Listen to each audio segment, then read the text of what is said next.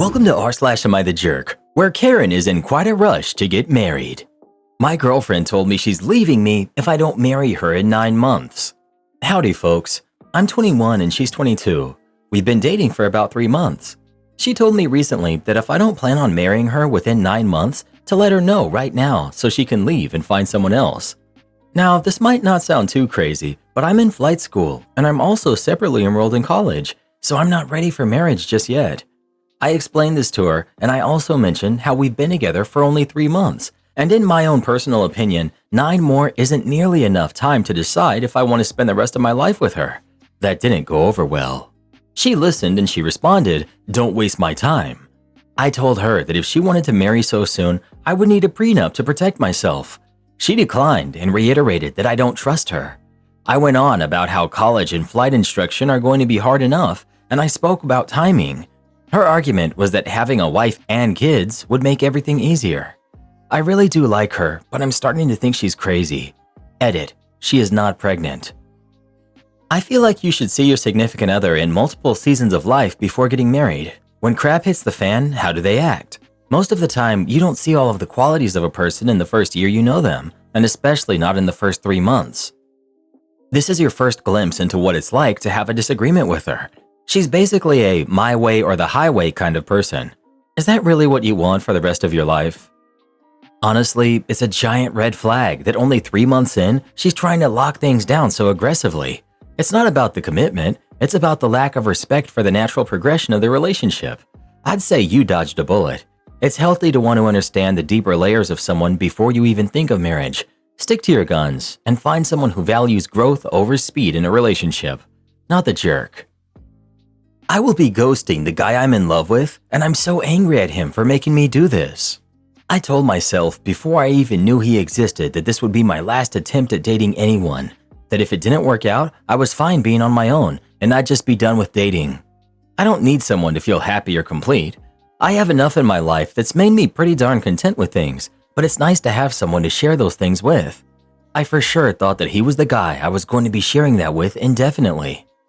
After being single for about 3 years, I got back into dating. The first one that went past talking was a bust. I met Ben on a dating app, and we had a conversation, then went radio silent for over a month. But once we got back in contact in November of last year, we never went more than a couple of days without speaking. We would FaceTime for hours. We're both single parents with neurodivergent kids. Ben and I had very open and honest communication that, up until now, was maintained. My kids and family love him. His son loves me and my kids. From the time we started talking and then dating, everything has been amazing. He was always telling me how much he loves and appreciates me. He'd cook me dinner, do the dishes after, cuddle whenever I wanted, and always wanted to talk to me about anything and everything. When I talked to him, he listened, sympathized, and supported me. He never once talked down to me or insulted me.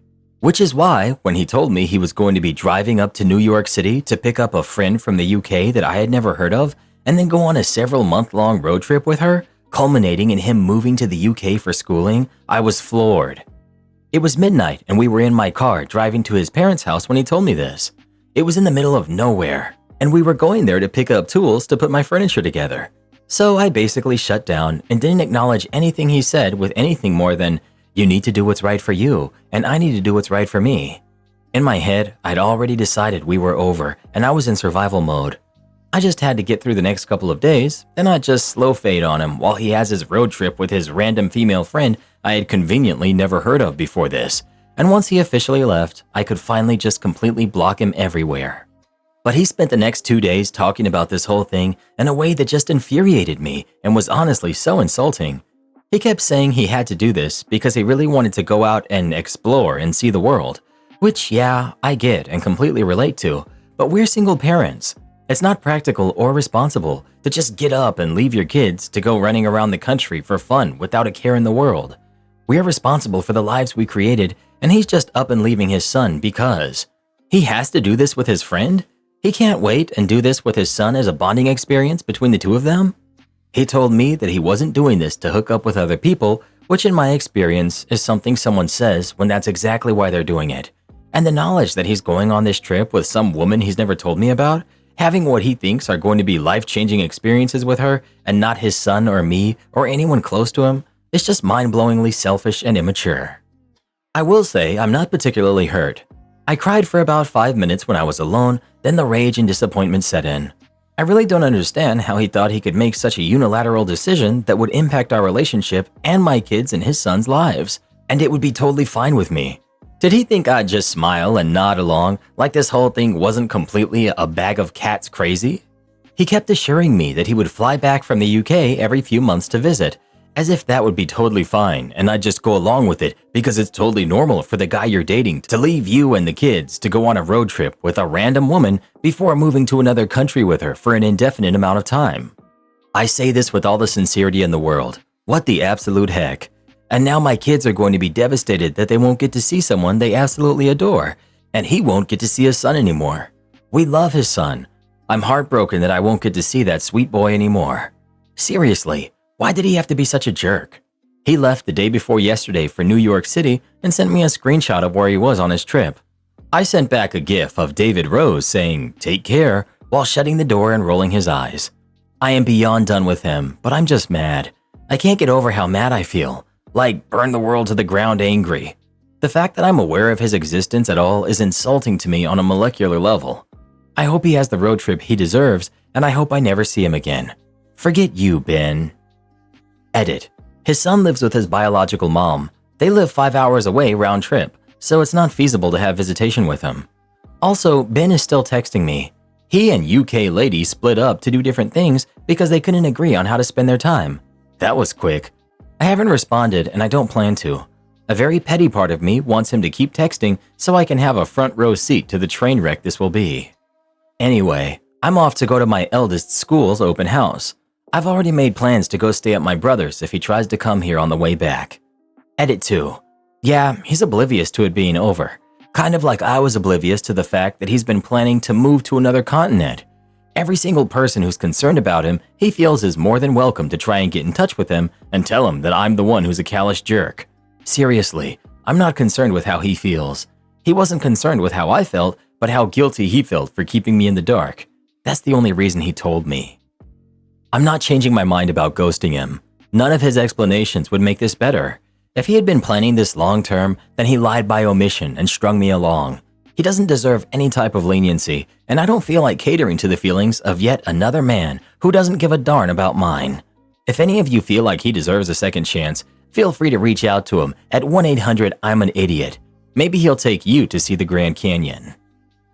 Don't believe a word of the story he's telling you. This was his elaborate way to break up with you, but keep the door open if he changed his mind. Block him and keep him blocked. How old is this guy? Like, doesn't he work? Who's taking care of his kid? What grown-up just ups and leaves for a month's road trip? You're definitely doing the right thing.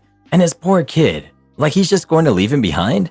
And this dude doesn't see anything wrong with this. You should have told him what a jerk he was and broke up with him before he left. OP. He's 36. He quit his job. This whole thing is a cluster mess.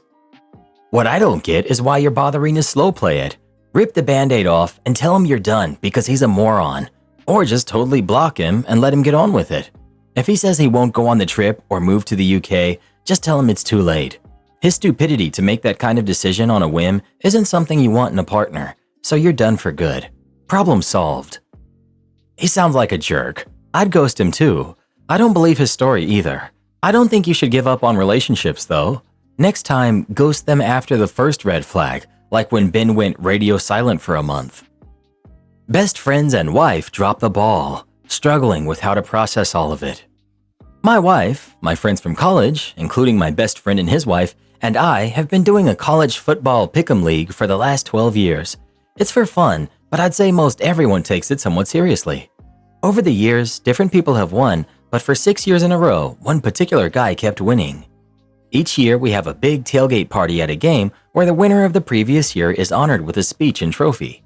Last year, we even arranged for a surprise cameo to be played at the tailgate for the guy who won his 6th in a row. I broke his streak last year and won the league, but I was also the person who typically got the trophy and arranged the cameo or some of the other cool things we've done. So yesterday was our big tailgate, and it was my chance to be recognized as the person who won the previous year. A few hours in, my wife had a few drinks and said, "I don't even know what we're doing this year for the person who won 6 years in a row." Then I said that actually I had won, and her whole face changed. Our friend standing next to her turned white as a ghost. At first they laughed, then said, "No, wait, it was you?" I realized that until that moment, it hadn't occurred to them or anyone to do anything. There was no trophy, speech, or anything. My best friend, who was quickly informed by my wife that they forgot to do something, said nothing and couldn't make eye contact. It gets worse for me. After it sets in, I was in the bathroom an hour later. I walked out and some people started clapping because my wife had awkwardly arranged for the crowd at the party to do something. It was worse because the guy who won 6 years in a row and had been a recipient of some cool stuff was laughing hysterically that everyone forgot to do anything. I'm just sad. I don't really want to talk to my wife. She gave me a very short apology this morning and offered physical affection to cheer me up, which made it worse. I drove 6 hours home, crying here and there, wondering how a group of people I love and care about could drop the ball. I sent a text to some saying how disappointing it was to have been forgotten. It sucks. I'm sure tomorrow I'll be less sad. You're the planner. You're the one who keeps people together and makes sure no one or nothing is forgotten. So when you don't do all the work, no one else does. It's really disappointing they forgot to celebrate your win. You deserved a hurrah, and they all let you down. Really sorry, OP. They did drop the ball, and then handled it really inappropriately. Sincere apologies were needed as soon as possible, and then they should make it up to you. I'd truly join another league just to take your mind off of it and detach a little from that scene. Even if they don't do celebrations, or you're the planner of the group, that still isn't cool. I hate football, but this got me worked up. Everyone likes to accept rewards and praise, but not everyone likes to return the favor. OP went out of their way to make sure that whoever won had a good time and felt special for 6 years and got nothing in return when it was their time to shine. And to top it off, their wife is trying to downplay it and act like he's overreacting. Feels bad. The least they could do is apologize, especially the person who laughed after OP was the one who made his win special in the first place. OP is a massive crybaby and his wife is sick of coddling him. I definitely got the ick reading this. I'm sure she has it bad. All of their friends have thought for years it's dumb to have an over-the-top celebration for winning a silly football pick'em league, but they always just figured it's best to let OP have his little fun. The fact nobody remembered he won the previous year shows just how not seriously everyone else takes this league in celebration. The one lady went white as a ghost because she knew OP was going to have a toddler-level meltdown over this, and she was right. Not the jerk. From now on, expect nothing and plan nothing. Wife's birthday? Oh, that's today, is it? Well, happy birthday. If I go somewhere that has cards, I'll get you one. Anniversary? That's today? Christmas. Merry Christmas. Here's your card, with a generic $10 gift card inside. Football. Keep playing, but that's all. Tailgate party? Just show up. The trophy, cameo, or other cool things? Not my circus, not my monkeys. Am I the jerk for sending a strongly worded message to someone that's using our macarons for her own online baking business? I, 24 female, started this small online baking business almost 3 years ago. I'm currently pursuing an advanced degree and have given all the rights to my older sister, who's 27. We're officially registered as a bakery in our town. I'm responsible for updating the monthly calendars and editing photos that are posted on our Instagram and Facebook. I'm in charge of the PR, so I have access to both accounts.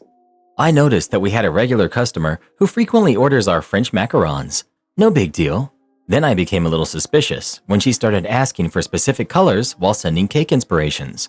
When I did a little digging, I discovered that she has her own online cake business too.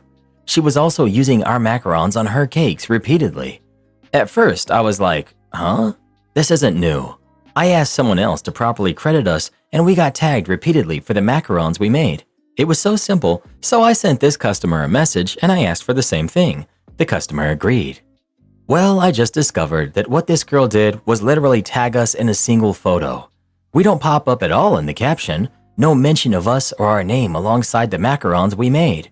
We can't even share it. It was pretty obvious that she didn't want us to have any association with her cakes. To be honest, my sister's macarons were the reason that her cakes looked well made. This is probably no big deal for you guys out there, but this is a small town and only my sister and another local bake shop make them. They're pretty difficult to master. I got upset when she recently posted a photo of her latest menu featuring our macarons.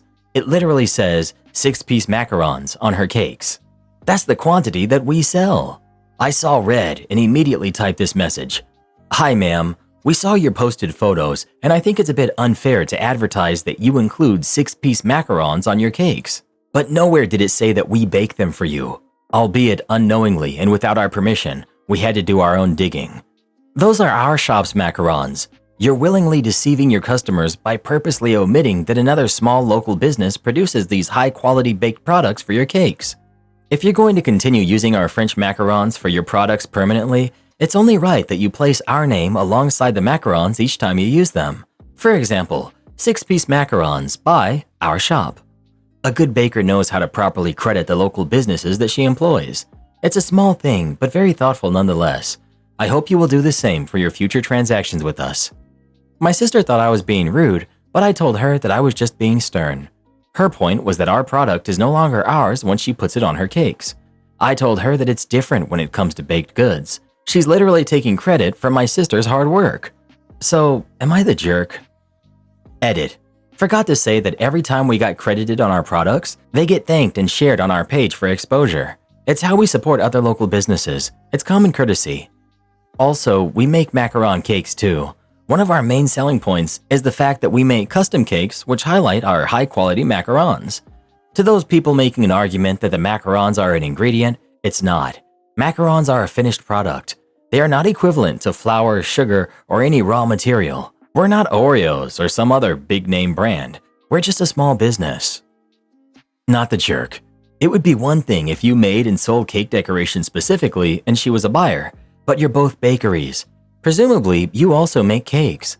Honestly, it's deceitful as heck to do it without asking in the first place, but you're willing to overlook that if she would just give you credit.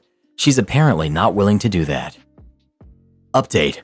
I let my sister read the entire thread and she realized how unfair it was that her hard work was getting passed off as the baker's efforts, especially when it took her 2 to 3 years to master the macarons. To this day, her macarons are one of the best sellers. Plus, she's the only known macaron baker in the city, so she's fully aware of the true value of her hard work. My sister and I actually considered some of your ideas and opinions on the matter, but thankfully, the baker I mentioned before resolved things herself. She apologized to my sister for not mentioning our business. It took a couple of months, but I'm happy to say she finally credited our business as the makers of the macarons. She even pinned the post on her business page where it clearly states that the macarons on her macaron cakes were made by us and our brand. She continues to be our customer to this day. Your sister should consider putting a baker's mark on her macarons anyway. It's super cute and it shows you go the extra mile. And it's free advertising. OP. We're actually considering that. We're still looking for suppliers who can make this possible though. Thank you. Am I the jerk for telling my sister I told you so after she announced to the family that her husband is divorcing her? So I, 21 female, have a sister named Lisa who's 27. My sister has, in my eyes, an unhealthy obsession with making everything in her house fit her aesthetic, so no colorful colors, except different shades of brown, gray, and white. She throws away anything that does not fit into her aesthetic, including her 2-year-old daughter Maya's toys and her husband Mark's clothes. He's 29. I've told my sister several times that she needs to stop this before she does something to push Mark over the edge, but she told me to shut up because she knows her man so well. Lisa has a history of throwing away gifts, gift bags included, if they're not in her style. What finally pushed Mark to stand up and leave Lisa was when his elderly mother, whose hobby is knitting, gifted both Mark and Maya colorful sweaters she had knitted herself, which took a long time to make. Lisa did not like this, so behind Mark's back, she threw them away. When Mark learned about this, he told her that he was done and demanded a divorce. Lisa called my parents to tell them the news, and I said, "I told you so," on the call. She lost it on me and then hung up. My mom said I could be more sympathetic, and my dad agreed with her. So, am I the jerk? My parents aren't bad people. They don't play favorites, and they don't like Lisa's aesthetic lifestyle. They're only lending a shoulder to cry on because she's getting a divorce and Mark kicked her out. Lisa is now living here since Mark has kicked her out. Lisa's behavior started when she joined college. When we ask her to seek therapy or help because of her behavior, she screams that she's not mental and calls us stupid, then gives us the cold shoulder. She only allows grays, browns, and a select few shades of white and black. Edit 2. For those asking, no, Lisa can't get the sweaters back. She threw them into a random dumpster, and when she went back for them, they were already gone. And no, I don't think Mark's mom can make another one. It took her over a year to knit 2 of them. She's already in her late 60s, has arthritis, and used expensive yarn. As a crocheter, I would have been devastated if someone threw away my work after it had been gifted. I just know that lady put so much time and effort into those sweaters. You are absolutely not the jerk for calling her out on it. That's just a horrible thing to do. Just because she likes being a sad beige person doesn't mean her family has to be a sad beige family. Am I the jerk for telling my wife her reaction to a waitress not taking a picture was over the top? I, 37 male, met my sister in a commonly visited city a few weeks back. My wife, 37 female, came along with me, along with our 2 kids who are 8 and 6. The restaurant was nice, and my sister asked the waitress to take a picture of us. The waitress responded, "That's not part of my job," and walked away. I offered to take the picture instead, but my sister wanted all of us to be in it, so whatever. When the bill came, my sister snatched it and made sure to put a 0 tip because of the picture incident. I would have tipped her in cash, but my wife would have told the waitress to give it back, and I didn't want to embarrass her like that. Anyway, when we were driving back to our hotel, I told my sister that I thought tipping 0 was a bit mean. Personally, I would have just taken the picture, but I guess the job description didn't include taking pictures for customers. I also said her reaction was a bit over the top. She said that if the waitress didn't want to do things like that, then working in a tourist city wasn't for her. Before I could say anything back, she put in her AirPods and straight up ignored me. I'll probably get downvoted, but I don't know. As a former waitress, I would never be so rude. I mean, it's a hospitality job. It's her job to be hospitable. I would gladly take any pictures of groups. It's literally no skin off my back to do so, and it's a good indicator that people have enjoyed their time. And you'll probably get a good tip as well. I don't think asking for one picture is asking the waitress to be a personal photographer. I am very anti-not tipping waitstaff, but to be honest, I could see why this would warrant being stiffed and why your wife was upset. That rude of a response to a harmless request would probably tank the good mood of the dinner. If your wife is normally pro-tipping and this isn't a regular thing, I do think you're the jerk for not having her back. I'm with your wife on this one, to be honest. It takes a person 5 seconds to take a photo, and thus probably get a nice tip. Instead, the waitress is a jerk, and she deserved to be stiffed. We are so auto-programmed to tip no matter what that service and demeanor has gone out the window with some serving staff. I do not think that you are the jerk, but neither do I think your wife is out of line. Karen waitress gave us poor service, so I left her a $5 tip. I found out my daughter was accepted to a prestigious middle school today. To celebrate, I told her we can take her and her friends to any restaurant she wanted to go to. We went to Texas Roadhouse, and there was myself and 6 other kids, including my daughter. Our waitress right off the bat seemed annoyed with our table. She was making faces, and when the kids ordered their drinks, mostly all Dr. Pepper, she got the order wrong. When I told her about it, she said okay and walked off. She then went to another table full of men, and I assumed she was talking about us because she was talking to the men, and they all, including her, turned back and looked at us. After about 10 minutes, the kids get their drinks and we order our food. Half got a small steak and half got chicken tenders. When the order comes, it's all chicken tenders except my steak. I once again tell her the order is wrong, and she rolled her eyes, says okay, and walks away. I did not want to make a scene since it was a celebration for my daughter, so I just let it go. Everyone eventually got what they ordered, and we finish our meals, and I pay the bill and leave a $5 tip. She immediately asks me what was wrong with our service, and I flat out told her she ignored us the whole time and made it seem like she did not want to wait on our table. The kids were well-mannered and did not cause any trouble. A few tables around us started laughing. She walked away almost in tears. I don't know if she was having a bad day, but am I the jerk? No, I wouldn't have left her a tip at all.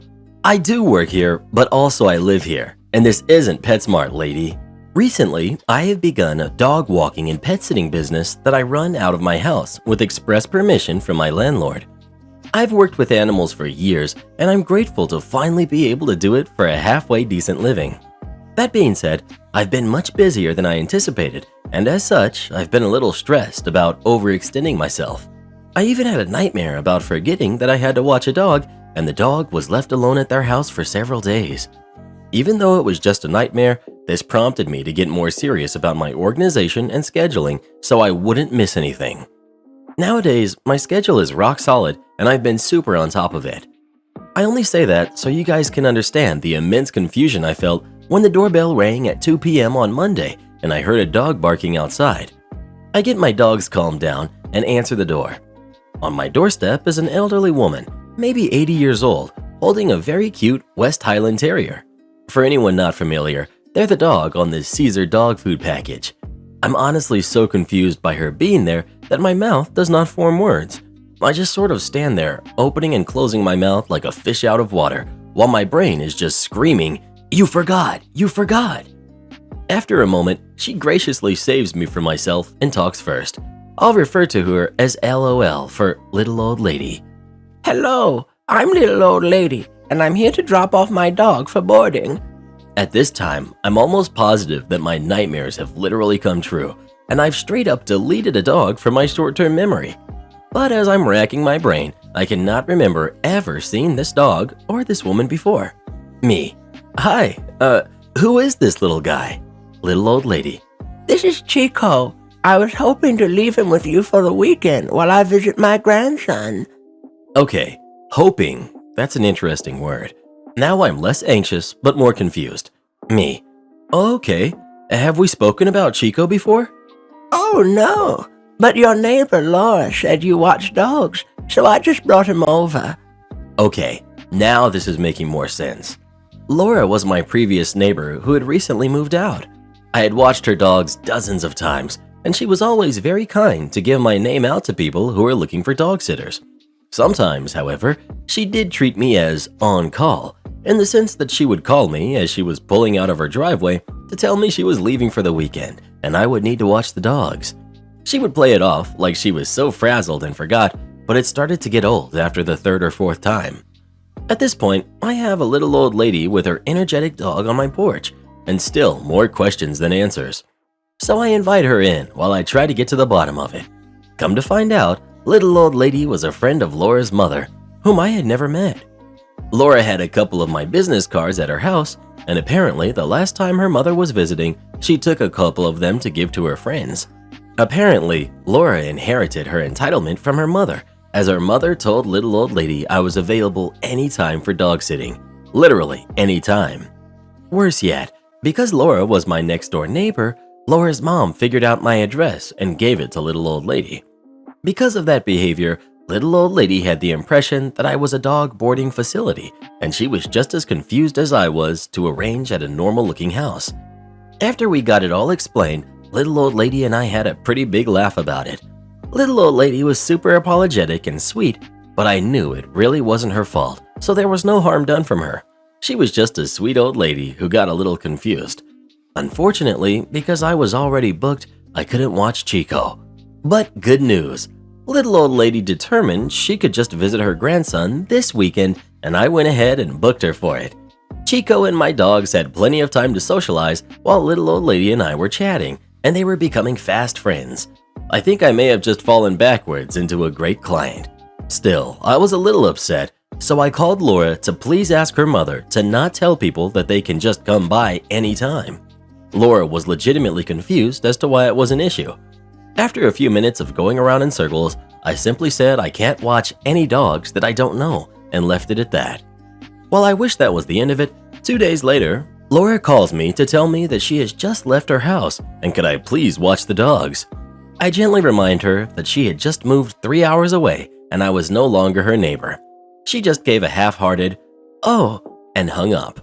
God bless her. Am I the jerk for publicly calling out the school nurse? I'm 34, male, and my daughter, who's 11, has type 1 diabetes. She's been diagnosed since she was 5. For the most part, she handles it like a champ, but she's a kid, and sometimes it sucks. I don't blame her when she's upset about it. She's gotten very good at managing how she's feeling and speaking up when she feels off or wrong. That said, she's 11, and the nurse and 2 of her block teachers are meant to supervise when she gives herself medication. We have a 504 plan in place at her school and have had it in place since diagnosis. I have conferences with teachers every year and since she started at the middle school this year, her new nurse, and administrative staff. I let my daughter speak her piece and let her feel heard. She struggled with non-school extracurricular before, ignoring her concerns when she says she doesn't feel good because she looks fine. This school year started the end of August, and we met a week prior. I got a call Monday afternoon while I was at work saying that the school bus driver had to call the ambulance for my daughter on the way home because she fainted. My job is 40 minutes away, so I said I would meet them at the hospital. She was awake and chatting with her nurse when I got there. Her blood sugar had dropped very, very low while she was at school. She was feeling better and didn't seem too bothered, so I took her home once allowed and let her pick a movie to watch. Once the movie was over, I asked if she didn't feel good at school. I needed to make sure she wasn't ignoring her symptoms and had eaten lunch. She told me that she felt weird just before the end of the day and checked her sugar with her teacher, who had sent her to the nurse when it was really low. When she told the nurse she needed glucagon, the nurse said no, and she should take it at home when she gets there. At this point, I was raging. The nurse did not give her her medication and then sent her to the bus. The 504 plan in place has a stipulation that if her blood sugar is too low at the end of the day, she cannot take the bus home. The nurse is supposed to give her glucagon, and I get called to pick her up / arrange someone to take her home.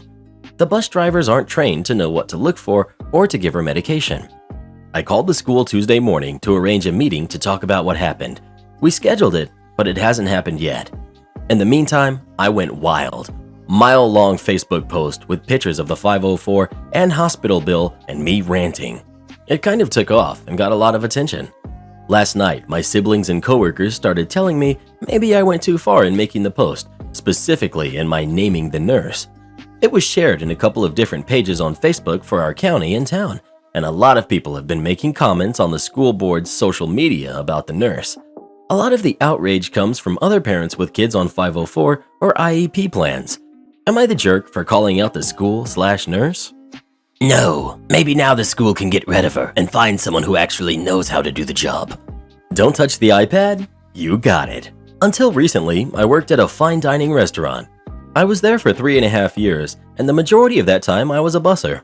By the time I left, I was the most tenured person in the front of house by a fair margin, including managers, which we burned through ridiculously quickly.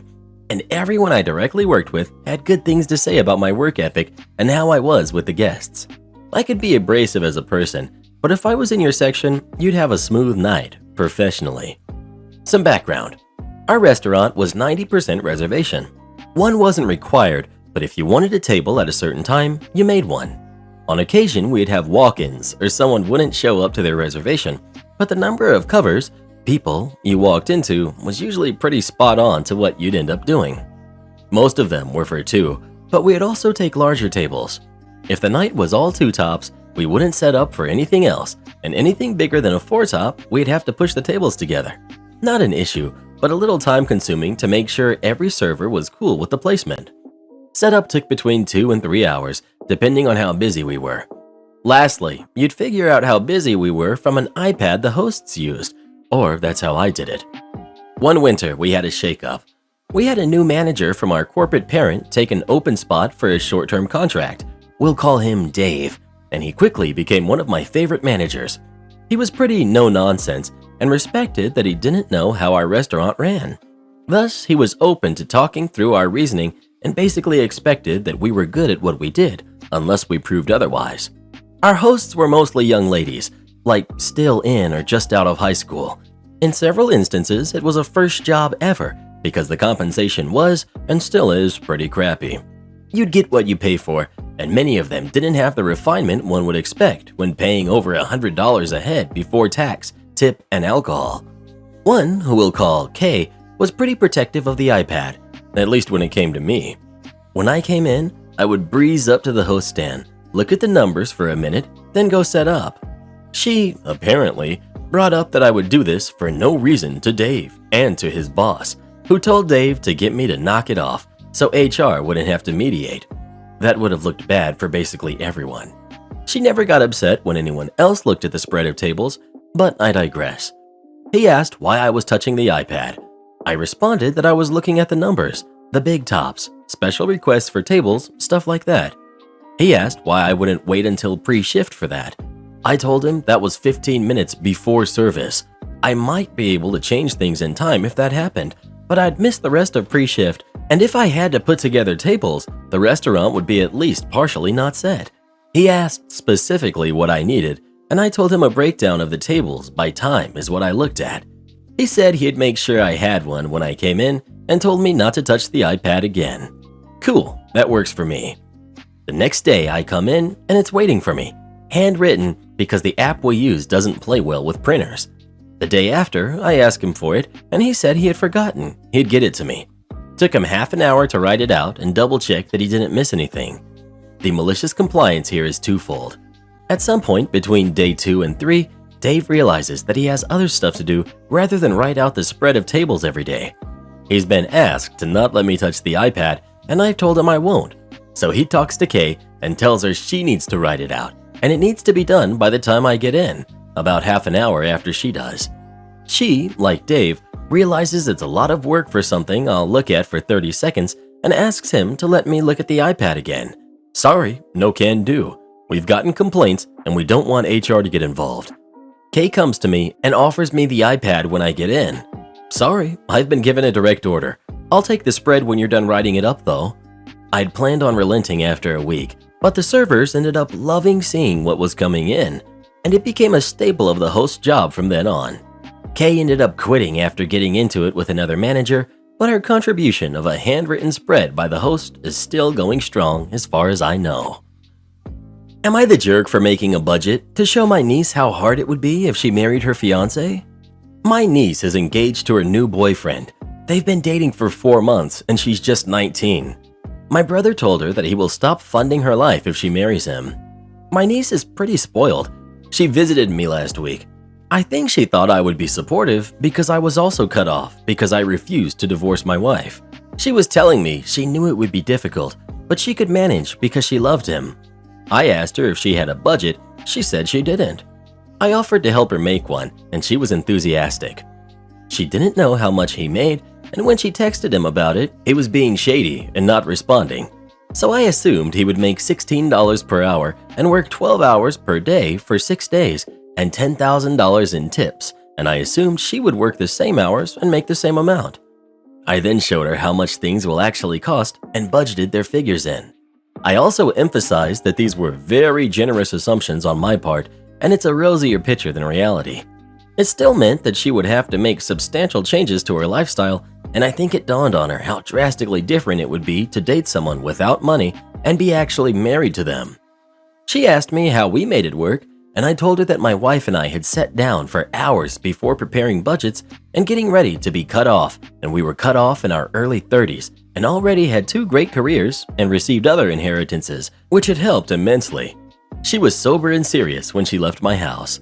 She broke up with him and has moved back home.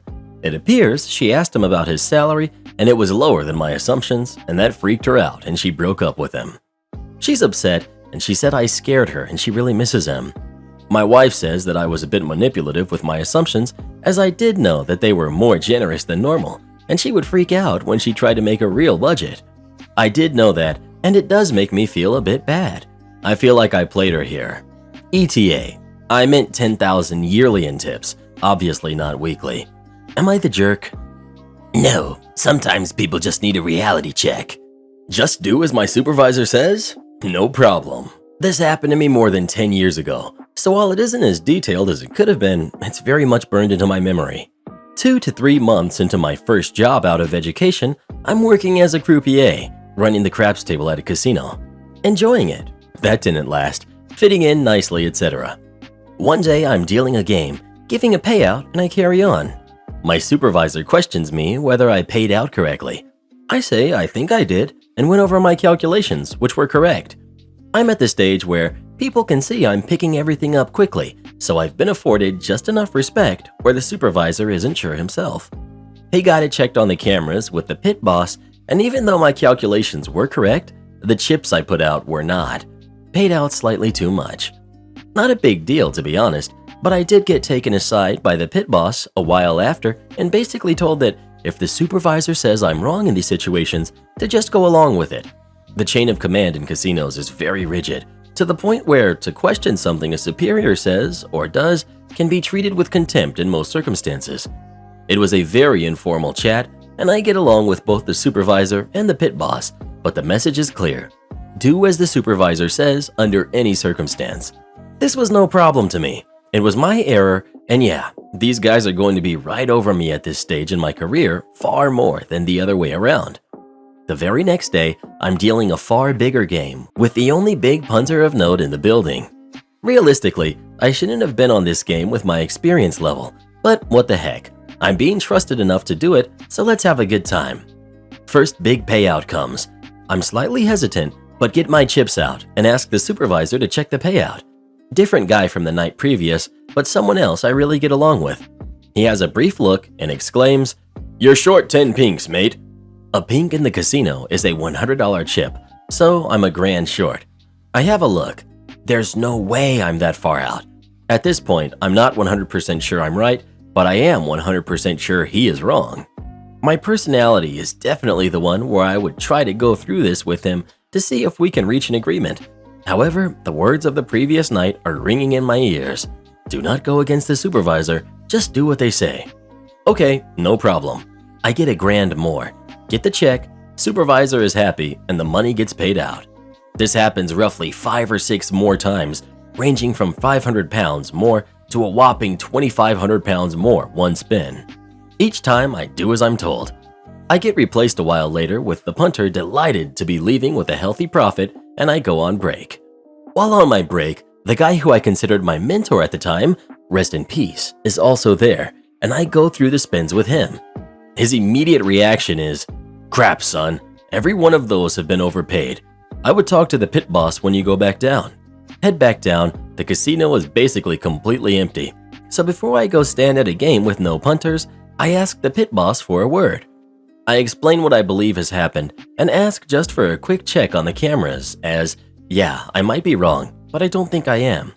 The reaction of the pit boss was essentially, "Don't worry about it, mate. I was watching the whole game. Everything looked above board to me, even though you lost money. Good job on keeping the game moving." I plead one last time to just have a look. Nothing is going on right now. He sends me on my way to a table directly facing him at the desk, and he does have a look. The next 10 minutes I can only describe as the soul of a man slowly draining out of his body. With each spin he watches, the corners of his lips drop little by little, the color of his face lightening second by second, and his posture haunting each view. Of course, I'm standing there just watching him as he gets the manager over, followed by the deputy manager, who was also there and definitely keeping an eye on the game. Towards the end of the shift, the pit boss informs me that yes, I was right, and I have paid out roughly 7.5 thousand more pounds than I should have. This was a significant amount of money for the casino at the time. Fairly quiet, but a big chain of casinos, so nothing catastrophic. Internally, I'm freaking out, but calm as a cucumber on the outside. I say to him exactly what he said to me the night before. I was just paying out what the supervisor told me to. For the record, the chances of the supervisor working with the punter was slim to none.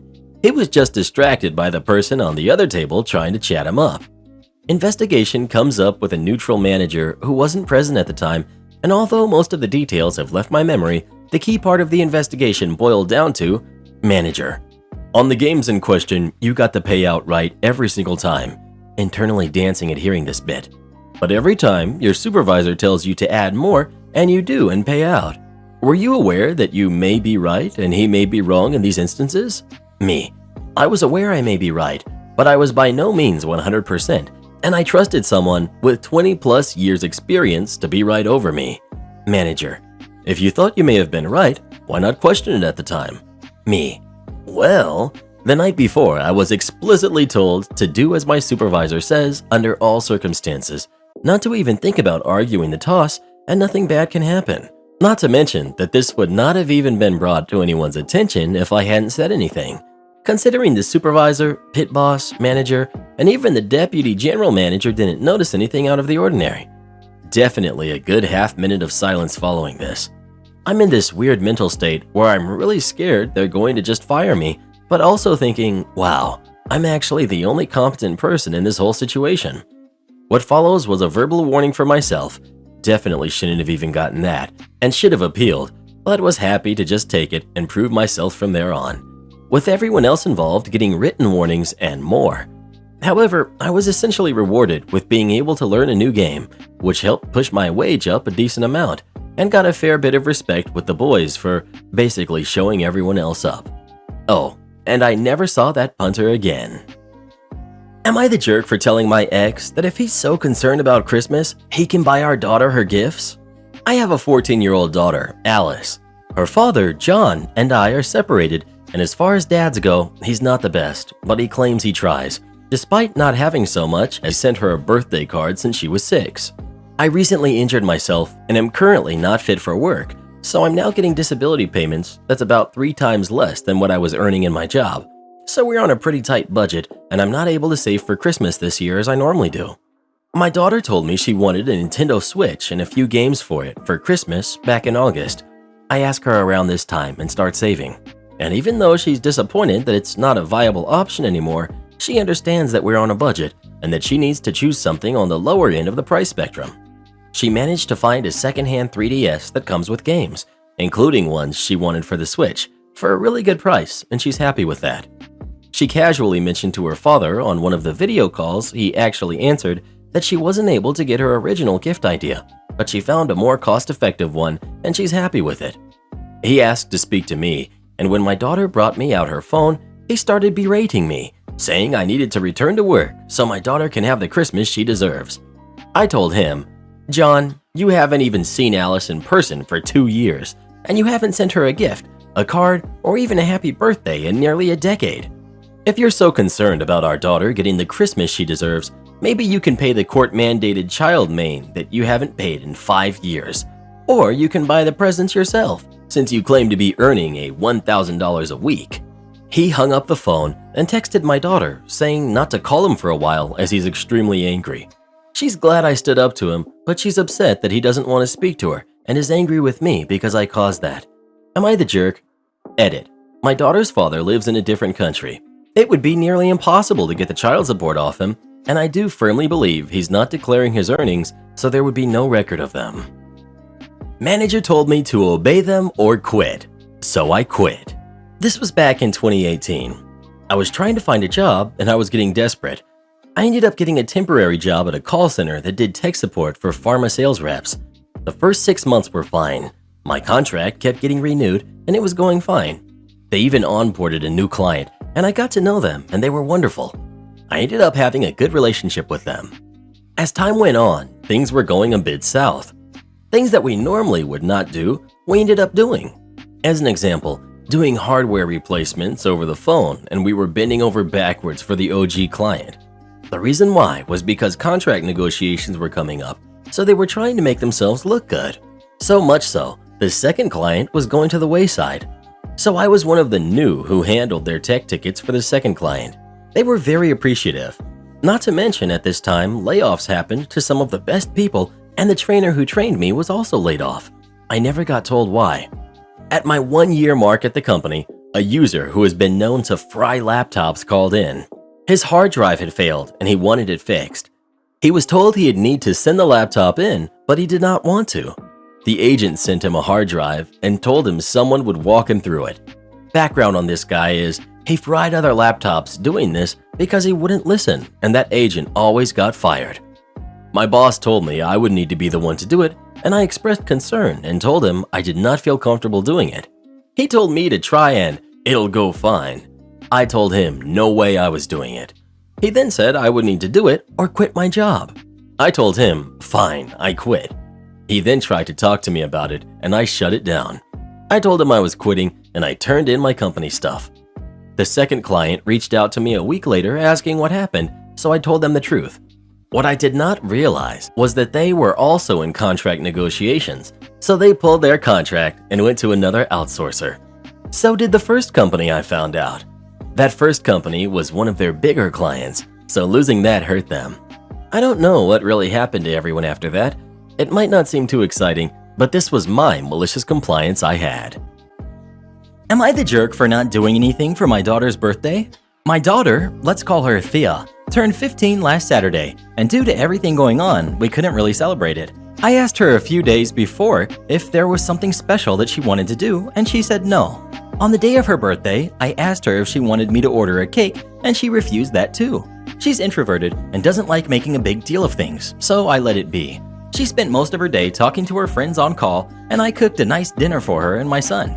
My wife is usually the one who organizes birthdays and stuff, but she's been living with her mother for the past few days due to some health issues. On most birthdays, my wife is also met with the "I want nothing" by my daughter, but she does stuff anyways. She usually bakes a cake, buys some gifts, and cooks all her favorite foods. The next day, on call, she asked me what I did for Thea's birthday, and when I told her my daughter didn't want a celebration, she blew up on me. According to her, my daughter is too shy to ask for things and doesn't like asking people to make a fuss about her birthday. She was very angry that I didn't even buy her a cake, even after I repeatedly told her that Thea said she didn't want a cake. According to her, these are things that should be done without asking. I would like to mention that my wife coddles my kids a lot. I thought that was the end of the conversation. Later in the evening, my brother-in-law showed up with cake and gifts for Thea. My wife probably asked him to do so, but he's very close to the kids, so I didn't think much of it. But then he jokingly said to me, "What kind of father doesn't buy cake for his kid's birthday?" I told him the same thing again, and he said that having your birthday during everything going on is horrible enough, and I should have just bought some cake. I agree, it is, but she said she didn't want it. It's been annoying me a lot. I hate how both my wife and brother-in-law keep implying that I don't know what my own kid wants. I just want to know, am I really the jerk? I just did what my daughter asked. More information. 1. I did not do nothing for my daughter. I made pizza for dinner, which she loves. I also sang her the birthday song and hugged her really tight. There was someone who had a problem with that. My daughter isn't big on physical contact, but she likes to hug people on their birthdays. It's a tradition she started. I was not forcing her to do something that she didn't want to do. 2. The whole buying the cake on the same day. I don't know how hard it is where you live, but as long as I can remember, cakes are bought on the day of the birthday. I did not know this was something people didn't do. Unless of course it's a customized cake, and we haven't done that for the kids since they were 10. 3. My wife is not a horrible person. A little bit overbearing, sure. She did wish my daughter a happy birthday in the morning, but she's busy taking care of her mother.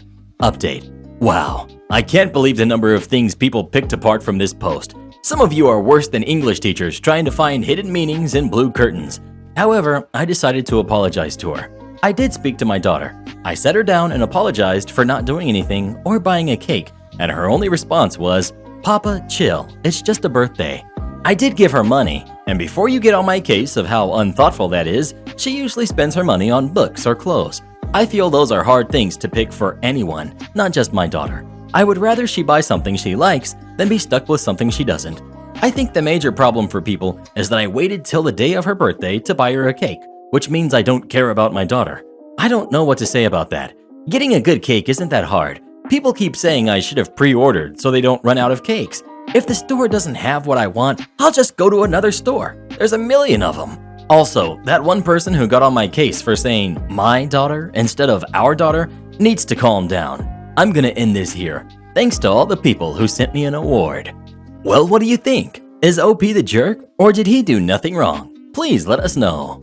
I dare you to not get me a cake on my birthday, Mr. Reddit. Karen gets jealous of my anniversary dinner and throws a tantrum. A week ago, I, 30 female, and my boyfriend, 31 male, had decided to go on an extravagant date because our relationship recently turned 6 years old.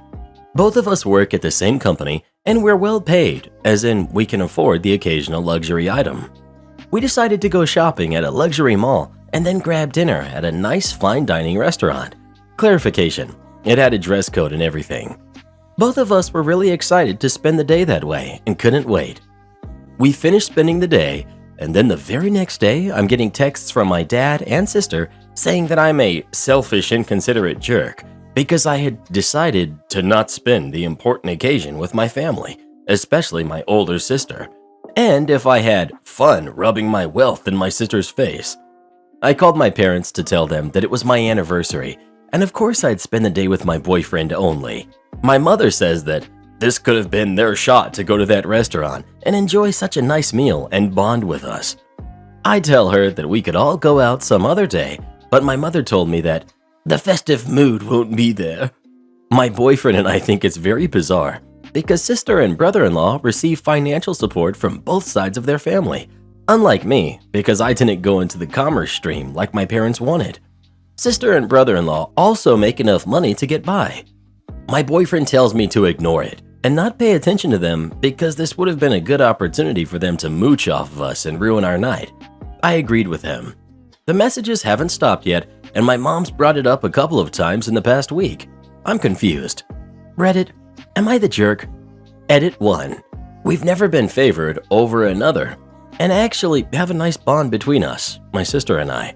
And they've never done anything like this before, so it's really surprising that they'd want to think I was excluding them. I mean, it was our date, and I don't think the family should come along on dates, you know? Edit 2. The date might have been just a mall, or still a mall, and that's okay, because the two of us like shopping and dining at luxury malls. The night we spent was amazing there, but according to some standards, this might be mediocre, but still special for me nonetheless. Entitled Mom is upset at me because I'm apparently cooler than her son. Hello! Since a lot of people liked the last thing I told on here, I figured I'd share some more. This one also takes place when I was around 16. This logic surrounding this one always was a mystery because quite frankly, I see myself as a regular dude. But, meh. Cast. We've got me, Cross, the lovely nickname that I use. We've got Zoe, best friend from high school. Corey, another best friend from high school. Mark, entitled kid. And Karen, the entitled mom. And we've got Corey's mom. So this occurred around my summer break. I was just chilling one day on the couch when Corey, a good pal of mine from high school, comes over.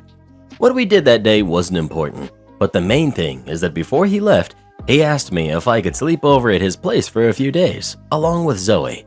My stepdad, just dad since, you know, close as real father and son, said that that was perfectly fine, just as long as I don't cause any trouble. You know, just a parent watching out for his teenager. My mom was a little reluctant at first, as she didn't want her precious baby to be away from mommy. But my dad just told her that I'm not a kid and that he trusts Corey's parents. My parents are good friends with Corey, since I've known the guy since I was like 10. My mom relented in the end. My mother is a different can of worms that might be open at a later time.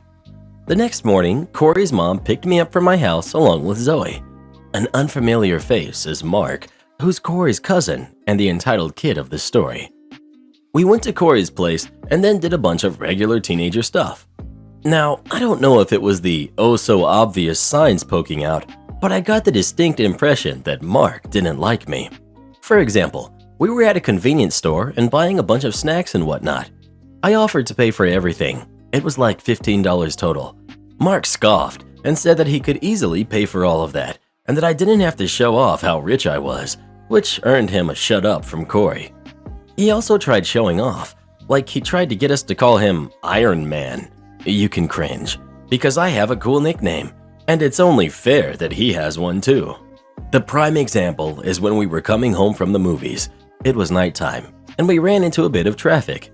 It got a bit long, so Zoe ended up falling asleep on my shoulder, eventually. I didn't really care, since she was tired, and it's not really something I considered a romantic gesture. I, at one point, noticed that Mark, however, who was sitting at the front, was glaring at me. He turned away the minute I saw him, though. Fast forward to everyone preparing for bed. I went downstairs to get a glass of milk. Don't judge me, I like milk. As I was doing that, I felt someone tap me on the shoulder. Mark. Hey, we need to talk. Me. Oh, sure, what's up? Mark. Don't think I didn't notice what you're trying to do. Me. Huh? Mark. Don't play dumb. I know you're trying to show off in front of Zoe so that she doesn't date me. Me. If I was drinking my milk, I probably would have spat it out. Come again? You heard me. Stay away from her. I'm the only one she needs, and I'm not letting you have her. Me. Okay. 1, she's not an object, and 2, she's not yours. I didn't say she was. Me. That was heavily implied. Mark. Whatever. Just stay away from her if you know what's good for you. Me. Laughing, and then I patted him on the head. Sure, pal, whatever you say. He huffed and then stomped upstairs. I just rolled my eyes and finished off my milk. When I went up to Corey's room, I was sleeping in a sleeping bag on the floor. He asked me this. Corey. Hey, Cross, I saw my cousin come up the stairs earlier. He seemed upset when he went in the guest room. Something happened? Me. Oh, nothing. Just regular teenage crushes, I guess. He looked at me confused, and I told him what happened downstairs. He rolled his eyes and said he'll talk to Mark about it. The next morning, we're having breakfast. Zoe's the last one to show up. Mark pulls up the chair next to him and offers for her to sit there. She does, and he gives me a smug look. I just ignored him and went about eating my breakfast. Now, you'd think the fact that I said nothing would give him some sense of satisfaction, because you'd think the silence would make him go something like, "Ha, I beat you." But instead, he stood up and slammed his hands on the table, crying about asking why he can't be cooler than me, and that I'm always trying to make him look lame. I did not see that coming. Corey's mom took Mark to the living room to cool down, while the rest of us were just bemused by this entire situation. But eventually, we just decided we didn't care and went on with our breakfast. Today was the day that Mark's mom was supposed to pick him up. He was going home earlier. Suffice it to say that when she arrived, she did not go quietly. When she arrived and found Mark crying, the following occurred. Entitled Mom. What did Corey do this time? According to Corey, he and his cousin never got along. Corey's mom. I don't know.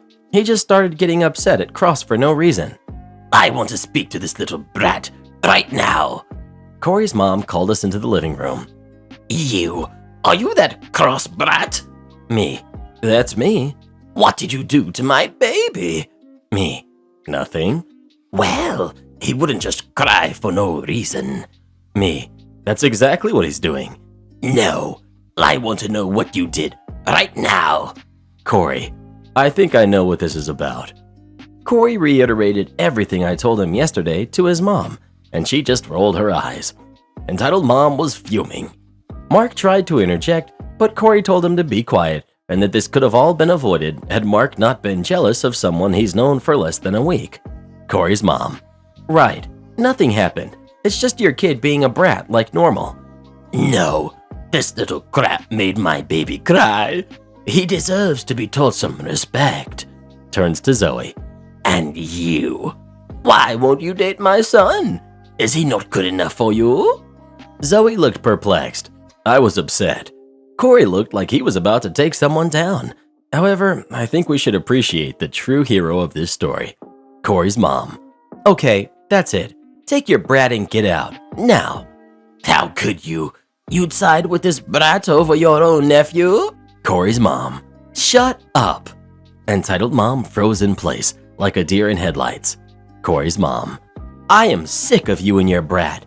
I gave him another chance to stay here, hoping that you improved your miserable parenting and taught him that the world doesn't revolve around him. But it seems nothing has changed because you somehow think it's okay to shout and scream at a bunch of 16-year-olds just because your spoiled brat can't accept that a girl who has no obligation to date him is not interested, and that he thinks that a kid who's just trying to enjoy his summer break is trying to be cooler than him. Now, get out of here, and if you ever come within a 5-mile radius of here again, the police will see you out. Entitled Mom huffed, grabbed her little brat, who was still crying, and ran out.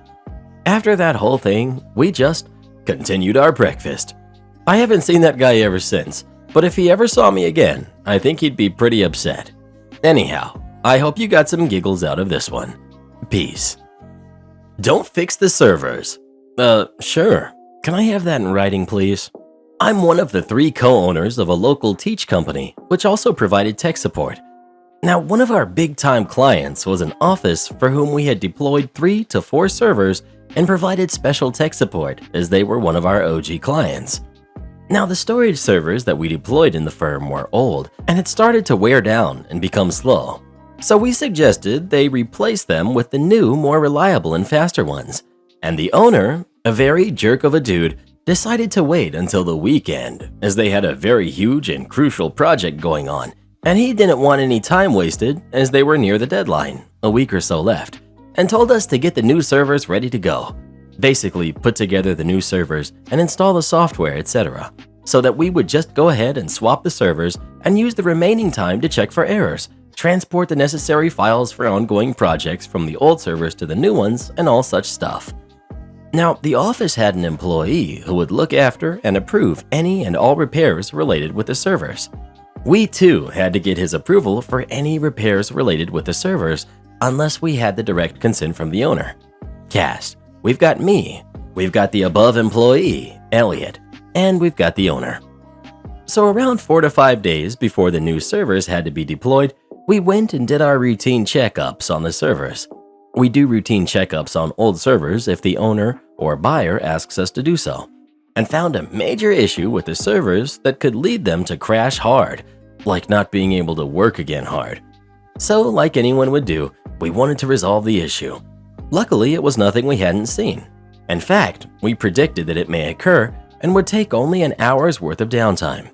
So we sent an email to Elliot that contained all the details of the issue and asking approval for the resolve/repairs. Elliot flat out within seconds responded with a big no. We sent an email again, asking if he was sure and stuff, and gave more details about the issue and how all the servers may crash if the issue wasn't resolved. He again responded with a no.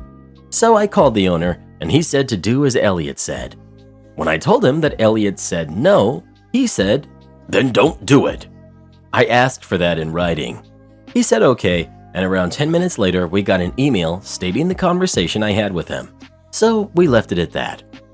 The next day we get a frantic call from the office saying that the servers had crashed, how they were behind schedule, and how they could not do any work, and how it was our job to make sure there were no issues in the servers, and how we were to pay for their losses. I then calmly tell them that we had in fact told them about the issue and how serious it was, and that the servers may not work anymore, and that they had to wait till the weekend for the new servers to be deployed as they were not yet completed. The owner got insane and said that we hadn't told them about the issue, but when I sent him the email chain between us and Elliot and his own email, he shut up and knew he couldn't do anything. He asked us to hurry the new servers and hung up.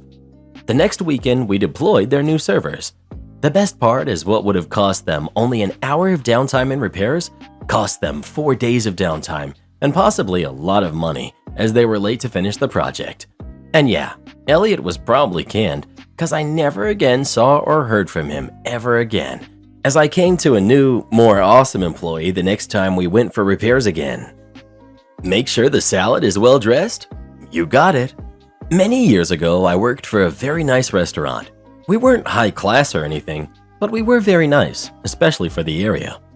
We had a few regulars that would come in for business meetings or special dates, etc. And for the most part, everyone was courteous, etc. We did have an extensive wine collection, as the owner was a fan of wine and loved to share that with people. So it would occasionally bring in some serious snobs.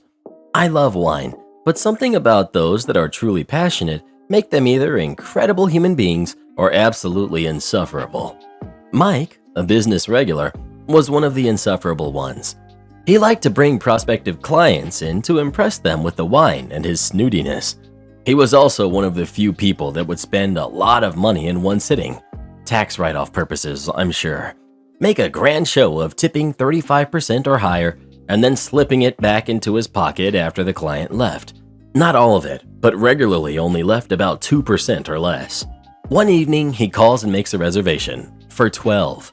This is very unusual, as usually it was only him and 1 or 2 other people. Mike pulled out all the stops and actually ordered and paid ahead of time, as he wanted minimal interruptions. He picked 4 menu items of similar value that his guests could pick from, pre-ordered appetizers, desserts, and 9 bottles of wine. The total, before tax, was close to $2,000.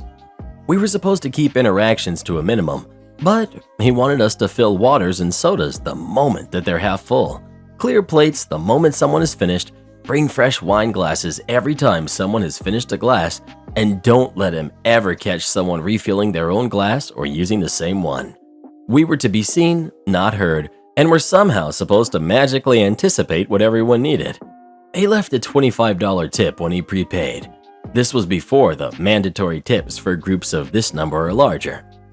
So the day arrives, and I came over first, introduced myself, explained that their host had prepaid for a set menu. The wine and appetizers would be out shortly, and I was there to take orders for any other drinks that may be wanted. what dressing they would like for their salad, and which of the 4 menu items each person would like. I went around the table getting everyone's selections. I came to the head of the table and asked Mike what his preference for salad dressing would be. He was extremely snippy with me when he said, "Blue cheese, and make sure the salad is well dressed," in his usual flashy show of authority to impress the people around him, with a very perturbed look on his face since I dared to even speak at the table. At this point, I had it with Mike. I had already been hired at a new job and had already put in my 2 weeks' notice, hence why I was selected for Mike duty. I get to the back and I'm just so over all of it. I'm prepping the salads, and it happens I get to Mike's salad. Well dressed, you say? You got it, buddy. I took the mini suit off the bottle of wine that the boss's wife had sewn as a gag, put it around a pint glass from the bar, and placed Mike's salad inside the glass and brought that out to him. In front of what was sure to be a life-changing business deal, I made sure to slip in silently, drop off salads in front of people deftly, then made a point to set his down in front of him last, when there was a natural pause in the sales pitch, and clearly state, "Your well-dressed salad, sir." Laughs were had by all but Mike. The rest of the night went off without a word spoken between the guests and I. When they left, several of the guests had left a few dollars here and there, tucked under plates. I finished off my last week there without incident. Don't engineer solutions. Back when Compaq made laptops with 2.5-inch mechanical hard drives, they came out with a model where, if bumped even a little a certain way, would dislodge the hard drive from its connector, and the results would be a call to help desk that the hard drive had failed. Help desk would route the equipment to the depot repair section. I was help desk manager, also over depot repair at this time. One genius tech came up with the idea to wedge a bit of folded paper behind the drive to keep it in place, and so I had all the techs start doing this anytime we touched that model. The IT director received somehow the COO's, his boss, laptop on which the hard drive had failed. Really failed, as she had dropped it while the hard drive was spinning. Upon taking the cover off, no idea why, discovered the folded bit of paper. He made the trip down the elevator to my office with equipment in hand, thrust it on my desk in front of me, and demanded to know what was going on with that. I explained. "No, that's unacceptable.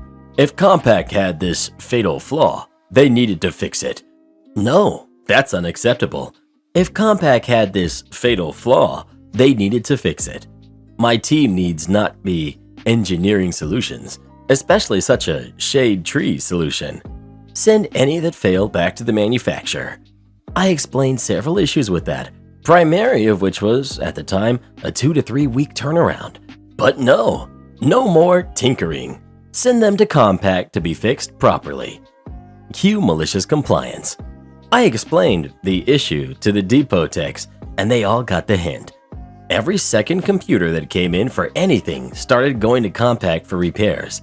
Quicker than I thought, though probably 3 to 4 weeks, complaints were flowing into me, the IT director, and even the COO about slow turnaround and no equipment. I was summoned to her office and found myself under a bus made by the very angry IT director in the other chair. "What's going on?" demanded the COO after methodically explaining that the company needs PCs to be working. "You think?" I explained that we are no longer allowed to engineer solutions to Compaq issues, so we have to send many of our machines to the manufacturer now. I went on to explain how I like to let the techs use initiative with oversight, but not anymore, as it's not a proper fix if we do it ourselves, per the IT director. This is his direction, and we're just following orders. Stammering ensued from the other chair. I was thanked and excused by the COO. The IT director came to my office later and apologized for interference with my leadership. He was gone within the year, and that was my next promotion. Am I the jerk for telling my wife she can't get rid of the dog? 15 months ago, my new wife told me she wanted a dog. I had been told by my stepkids and her longtime friends that my wife has a long history of wanting a dog more than anything in the world. She has the worst case of ADHD I've ever seen in an adult. Then finding a new home for the dog when she gets tired of it. After a long conversation, she assured me that wouldn't happen, so I explained how much I love dogs and that she shouldn't make a dog part of my family and then take it away. She promised. Fast forward a few months, and the newness wore off for her as my affection grew for our very small dog. He's not perfect. Even after more than a year, we can't get him to consistently do his business outside. But he's such a happy, affectionate puppy. Without consulting me first, my wife spent $2,000 on a new dog, a whole other issue, last summer. As her interest in the new dog grew, her disdain for our first dog also grew. She wants to get rid of the first dog. I've told her she made him part of my family, and I'm now a package deal, which includes him, so he's going nowhere. She thinks I'm a jerk for not standing by her. Am I the jerk? Edit. Thank you for all the feedback, messages, and awards. Edit. My wife is clearly the jerk, and I'm putting pieces in place to make her my ex-wife. I work from home and crate the dogs if I leave, since no one else in the house will lift a finger for them. So I'm not worried about one of them accidentally getting out, and I sincerely think she knows better than to actually hurt them. Her interest in the newer dog is starting to fade, so I'm sure when I leave, she owned the house before we met, I'll be taking both of them. Since she's impulse shopped us close to poverty, it's going to be a slow process getting funds together before I walk out the door. She's in therapy and takes a casserole of daily meds, although I'm certain she's a covert narcissist who misidentifies as an empath. No therapist can help her because she's delusional, and no man is ever going to find prolonged happiness with her. This is all crap I wish I'd known before marrying her, but live and learn. Am I the jerk for not cleaning for my parents' Halloween party, even though they canceled mine? Side note, I'm a full-time college student and a part-time worker, so seeing my friends is a rare occurrence. We had to start planning this party weeks in advance so we could make sure everyone could come. I, 18 female, and my friend, 18 male, were planning a Halloween party several weeks ago, and I suggested that we hold it at my place. It seemed like the ideal place since it had hard floors, single story, friends were familiar with it, and it was overall the best place to have the party. He agreed, and I got the approval from my parents to host the party here. About 2 weeks ago, my parents told me out of the blue that I was no longer allowed to host the party. They said it was because the house was not clean to my mother's standards, even though I was not home all day, and my brothers made the messes she was complaining about. I claimed that this was unfair since I didn't make the mess, and they shouldn't expect me to clean the house even if I'm not home, but they persisted. I then texted my friend, and he said he could host the party at his place and that there was nothing to worry about. I was joyed, and I told my family that the party was still on. Now my parents know that I'm not a bad kid. I've never done anything I wasn't supposed to, and I have a 4.0. But my friend is different, so they tried to change my plans. What if you held the party outside here? You could just put a projector outside and play outside. We don't want you at a party with drinkers. I deflected that and said that we couldn't do anything outside and that we already changed locations. So it's today, and my parents have their own party going on here, and they told me to clean the house today while they went out. Long story short, I only vacuumed and put my stuff away. When they got home, they were mad. They tried to take my phone away and told me that I was awful for not preparing the house for their guests. I said that it was unfair that I had to clean a house for guests I didn't invite and that I wouldn't even see on Halloween. I'm currently in my bedroom contemplating, and now here I am. Am I the jerk? Edit, just to clarify, I have 2 brothers. Both are older than me and stay home most of the day. Am I the jerk for telling my sister that she has always had it easy?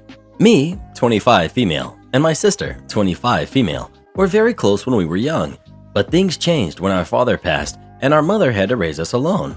She, according to me, has always favored my sister over me. It wasn't blatant favoritism. She still cared for me and loved me, but my sister was allowed to go to school dances, dye her hair, wear expensive makeup, buy expensive dresses, things which I wasn't allowed to do. My sister changed, and during middle school, she became the popular girl while I was the nerd. She often ridiculed me during school, and I complained to my mother about this. She comforted me, but never really did anything about the situation. All of this built up resentment for my sister inside me. Every day when I went to school, I had to face her bullying. However, I convinced myself that what she was doing right now didn't matter, that I would end up happier in life because I worked way harder than she did and would end up successful. I got into my dream college after school, and my mother was really happy for me, but at the same time, my sister had failed in some of her subjects and had to repeat the year. so my mom didn't want to go out for dinner to celebrate, since it would upset my sister. Fast forward a couple of years, and my sister is getting married to a very rich man. I was very happy for her and attended her wedding. I had a job and was doing pretty good for myself financially, but was under a lot of stress due to high working hours. While I was talking to my sister, she said to me and her friends how sad it must be for me to have worked so hard for all those years and still be so unhappy with my life while she was enjoying hers. She told me that I should have worked smart like her instead of working hard. I got very angry at her and told her that failing school and then deciding to drop out of college was not working smart, and that not everyone was as lucky as her to be born with a pretty face and get married to a rich guy they met on Tinder, even though she herself was a loser.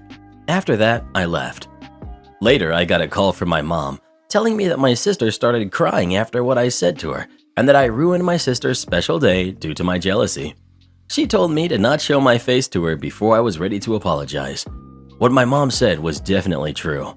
My mom's subtle favoritism towards her popularity in school, the fact that she has a husband and I am lonely, and the fact that I have had to work hard all my life and still work 12-hour days to earn money while she gets served everything on a silver platter while sitting at home has made me very jealous of her. Am I the jerk? Am I the jerk for chopping down the trees in my backyard, even though my neighbor liked them and asked me not to? So our new neighbors renovated their backyard around 3 months ago. Not long after they moved in, they added a pool, a hammock, a built-in grill, and a bar. They basically made a resort in their own backyard. Our backyard has grass and a bunch of tall palm trees that are right behind their fence. So lately, a few of the dead leaves of our palm trees have been falling into their backyard, which wasn't an issue with the old neighbors. They rarely brought it up, and we were always apologetic. The thing is, we've been considering getting rid of our palm trees for a couple years because of the maintenance, and also because we never spend time in our backyard. So when the neighbors started throwing the leaves back into our yard and yelling at us to be responsible, we decided it was time to cut them down. They didn't like this idea either. They said that when they were planning their backyard, they were considering our trees as part of their scenery, and that without the trees, it would take away from their backyard. They also said that there isn't enough space for them to plant their own trees, so they offered to pay for someone to come to our house to maintain our trees. This would usually be really nice, but at this point, we were set on taking down the trees. And we also didn't want to form a relationship with the neighbors because they were very rude and we would feel like we owed them if they paid for the maintenance. So 2 days ago, we cut down the trees and now they are furious, complaining to all the other neighbors, blasting us on the neighborhood forum and giving out our address. They told us that we are not being neighborly and that we are selfish. We told them that it's our property and we can do whatever we want with it, and they should have been responsible when they decided not to put trees in their yard. So, are we the jerks? Karen forced me to wear a panda Halloween costume, then got mad at me for joking about it. My wife wanted us all to dress up like pandas for my 7-month-old son's first Halloween. We've been together for 14 years, and I've only worn a Halloween costume twice. I really just don't enjoy dressing up because of how expensive the costume is versus how cheaply it's made. I'm also just not into it. But I understand she just wants to do a cute family thing, so I said okay, fine. I did say no first, but reluctantly said yes. So we went trick-or-treating with my family where I joked with my dad asking where his costume was. When he said he didn't have one, I said, "Oh, that's right, because you're an adult." I also asked my sister and her husband sarcastically why they didn't have matching costumes. I also thought it was weird to trick-or-treat with a 7-month-old. She wanted to bring one of those plastic jack-o'-lantern buckets for candy, and I thought it was so awkward for 2 adults and a baby dressed up with me taking candy. "Trick-or-treat," the grown adult says while pushing a stroller. That candy is obviously not for the baby. She wanted to trick-or-treat because she didn't get to when she was growing up. Alright, but she doesn't understand trick-or-treating. Babies can dress up and go out, but they don't get candy and thus can't go trick-or-treating. So my brother-in-law and my dad were making slight jokes towards me, nothing too serious, and I reciprocated. She was fighting back tears from this. I feel pretty bad, but also think she should have expected this after having me dress up as a panda. Am I the jerk? I just found out my girlfriend has been living a double life. So I called her out on it. I, 23 male, have been dating my girlfriend, Jane, 21 female, for nearly a year. We go to separate colleges about 40 minutes away from one another, but we still see each other multiple times a week. I've noticed, though, that she always prefers to come to my apartment in a small town rather than me visiting her at her apartment. When we talk about family, she is always very reserved and just tells me she's not close with hers. As far as friends go, I've met a great deal of her high school and college friends that all seem average. Now, she had always presented herself as a broke college student and will actively say that fact whenever money comes up and laughs it off. However, I've noticed over the months that despite saying this, she refuses to eat fast food. She likes going on impromptu mini vacations, which by her standards are just staying within the country, but are by no means cheap, and she drives a car worth over $70,000. Last night, we met up with a few of her childhood friends to shoot pool. A few of them noticed that I drive a Tesla that I just bought for myself, brand new this year. It's my pride and joy, and I will admit that I've done quite well for myself over time and building up my own income. Here's where the red flags start. They all called her a different name. Rather than her name that I and all her friends I've met before call her by, they were calling her something else completely. All of these friends were also foreign, coming from Brazil, Spain, Ivory Coast, and etc. Eventually, while talking about my car, a Brazilian girl named Camilla asks Jane if she intended to ask her father to buy her one. Jane just shrugged it off awkwardly with a, maybe. Throughout the night, it became glaringly obvious that all of these childhood friends came from extremely wealthy families, so I asked Jane how she met them. She said that they went to school together overseas for a while and went to summer camps together.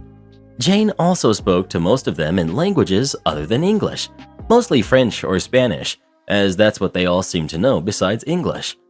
After we left back to my place, I asked her what the deal was, and she said that she does come from a well-off family, and the name that her friends called her was her actual name.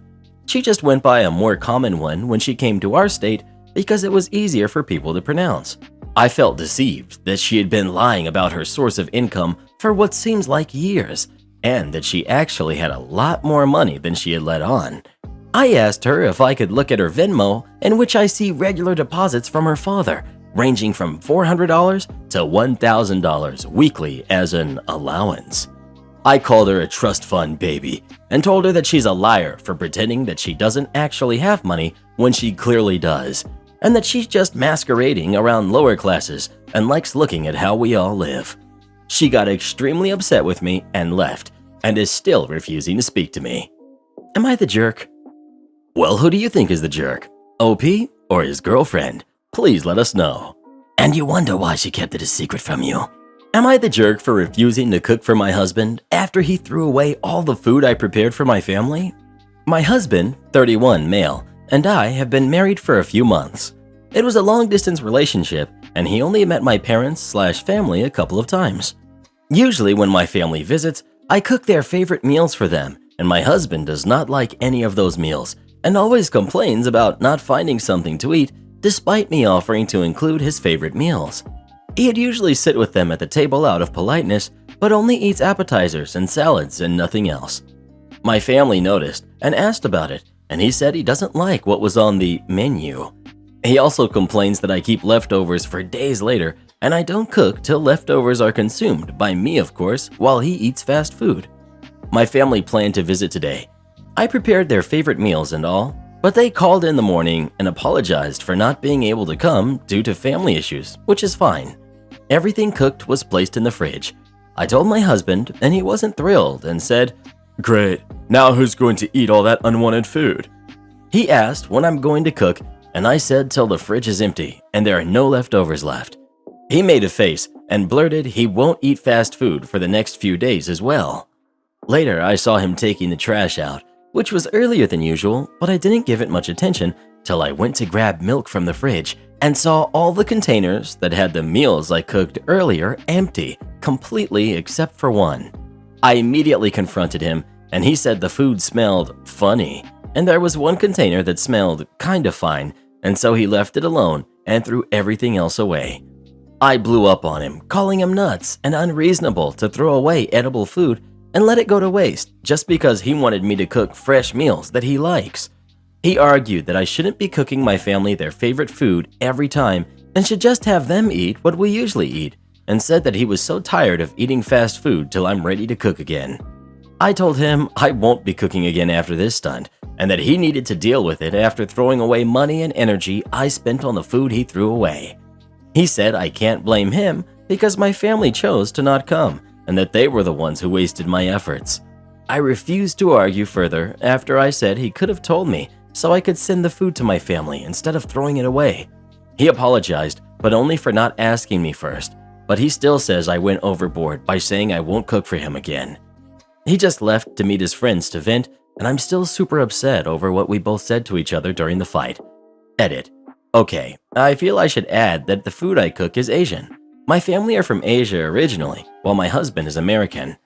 I learned to cook his favorite meals, but he's never been open to try and cook by himself, saying it's never gonna work and he'll never make a single decent dish. He said cooking just isn't his thing and called it a lost cause. The little jerk that ruined my Halloween. So, in my house, Halloween is like advanced Christmas. We aren't just into it, we are it. My dad starts setting up well over a month in advance, and we have some stuff, to my chagrin, up all year. The whole property all the way around has hundreds of decorations. So this year, my dad drove over an hour to get the last Jack Skellington animatronic available in our entire state. It cost around $300, but he had to have it to match our Sally by the entrance. So, backstory out of the way. So while my dad's out there amongst the animatronics, giving tours and talking with our literal professional clown friend who's helping out, I'm on candy duty. So a large group of kids comes to the door and immediately knocks Jack over because they are all wanting to crowd and not wait in line. But it wasn't damaged yet. They then almost knocked over Sally as I put up Jack. Eventually, he's standing up and I can give them their candy. So I don't even get a chance to say, take two or take a handful. This kid just takes a handful, then another. I tell him, okay, that's enough. And he takes another handful, saying, wow, this is so much. I once again tell him, that's enough. As I take the bowl and move it to the other side of the door, closer to the other boys, he reaches for a fourth and I move his hand away. Finally, all kids have candy. Everything's fine, right? I can finally give the two princesses who showed up their treats too now. Well, I guess I was wrong. As I'm reaching the bowl out to the girls, I see the kid grab Jack and knock him forward, on purpose. It feels like slow motion as he tips forward, and pop, the head fell off. Jack is laying on the ground, and I'm just standing there, shocked as I see this kid walk away. The poor girl was trying to ask if she can take two, but I was so shocked it took me a while to reply and was awkward. I still feel bad, because it wasn't the girl's fault. I wish I could have told them a cheerful, Happy Halloween. After I give the girls their candy, I straighten up Jack and assess the damage. And yup, he's done for. Wires had a completely clean break. The plastic did not. So, no hopes of twisting the wires back or fitting the head on. After a minute, I go to the group of parents and ask them if they are the parents of the group. They say yes, and I tell them how a kid purposely knocked over Jack while he's currently punching our inflatables. They all immediately knew which kid it was and said something around, yeah, he can be a little rough, in a very dismissive way. Later, I found, according to my dad, the brat was still kicking and punching the inflatables after I left as the dad stood there and the mom said, stop, once, but not actually doing anything.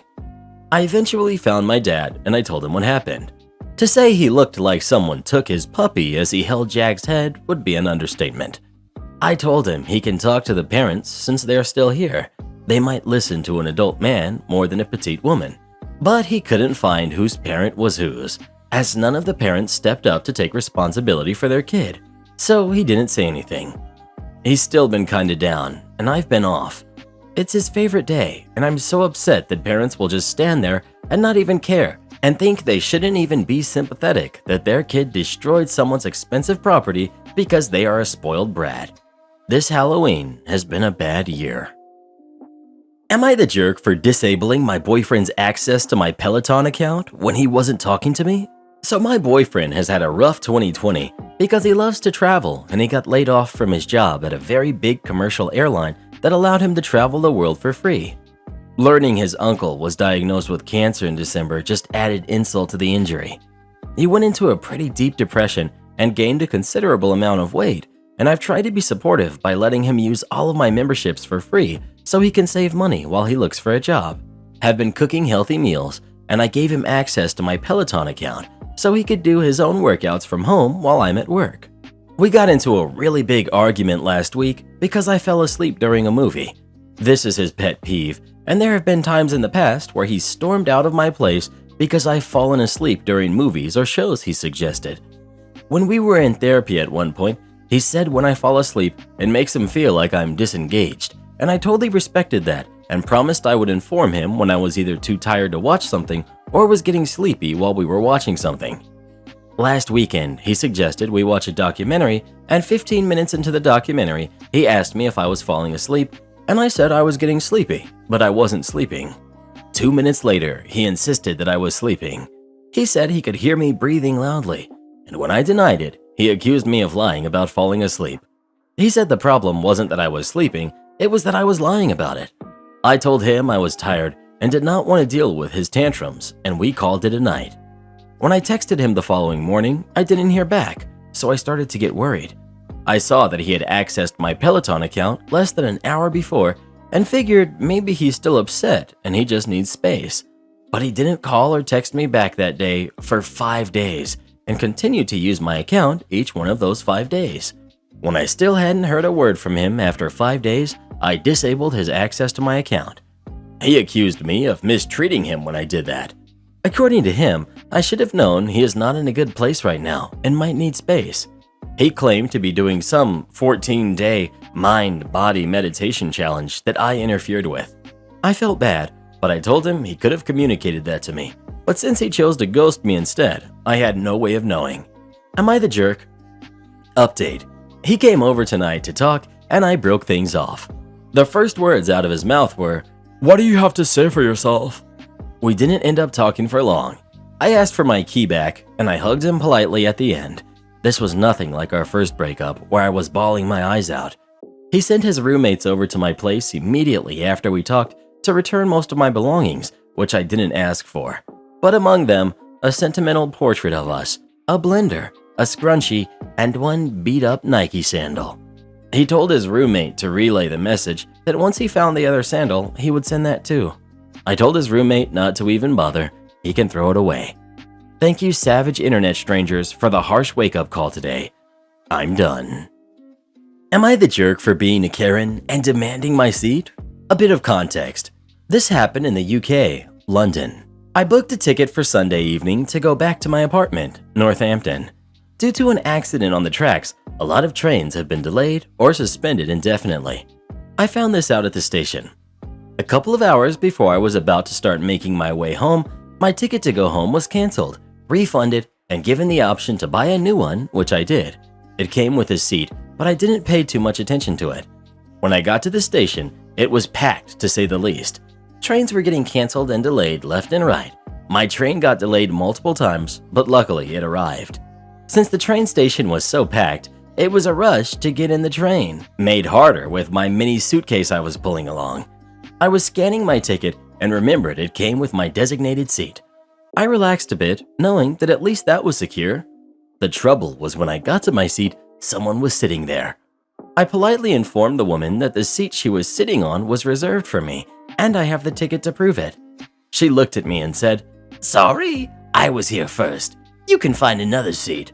I said, "I get that, but I paid for that seat, and I should be able to sit in the seat I bought. If it was the other way around, I'd get up, because it's the right thing to do." We went back and forth about it, with her refusing to budge on the matter, and me getting more and more annoyed. I was annoyed and lost all my patience and simply said, "Look, we all paid for a ticket, but mine came with that seat, and I'd like to sit there as I paid for it, so get up."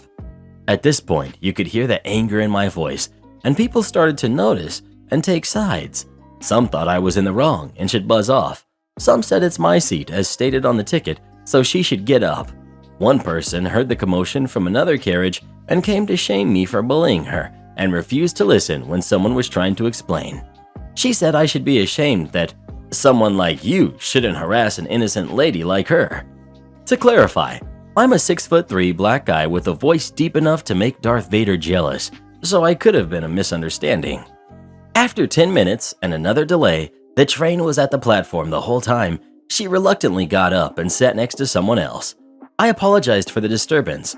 I put my suitcase up in the overhead luggage storage, sat down and put in my AirPods and calmed down with some music. She got off at the stop before me, Wolverton, and gave me a dirty look through the window. In hindsight, it was a chaotic situation to say the least, but I still believe I was in the right, because I also think that I could have just let the situation go or handled it better. So I come here for an unbiased opinion from internet strangers. So Reddit, am I the jerk for being a Karen and demanding my seat?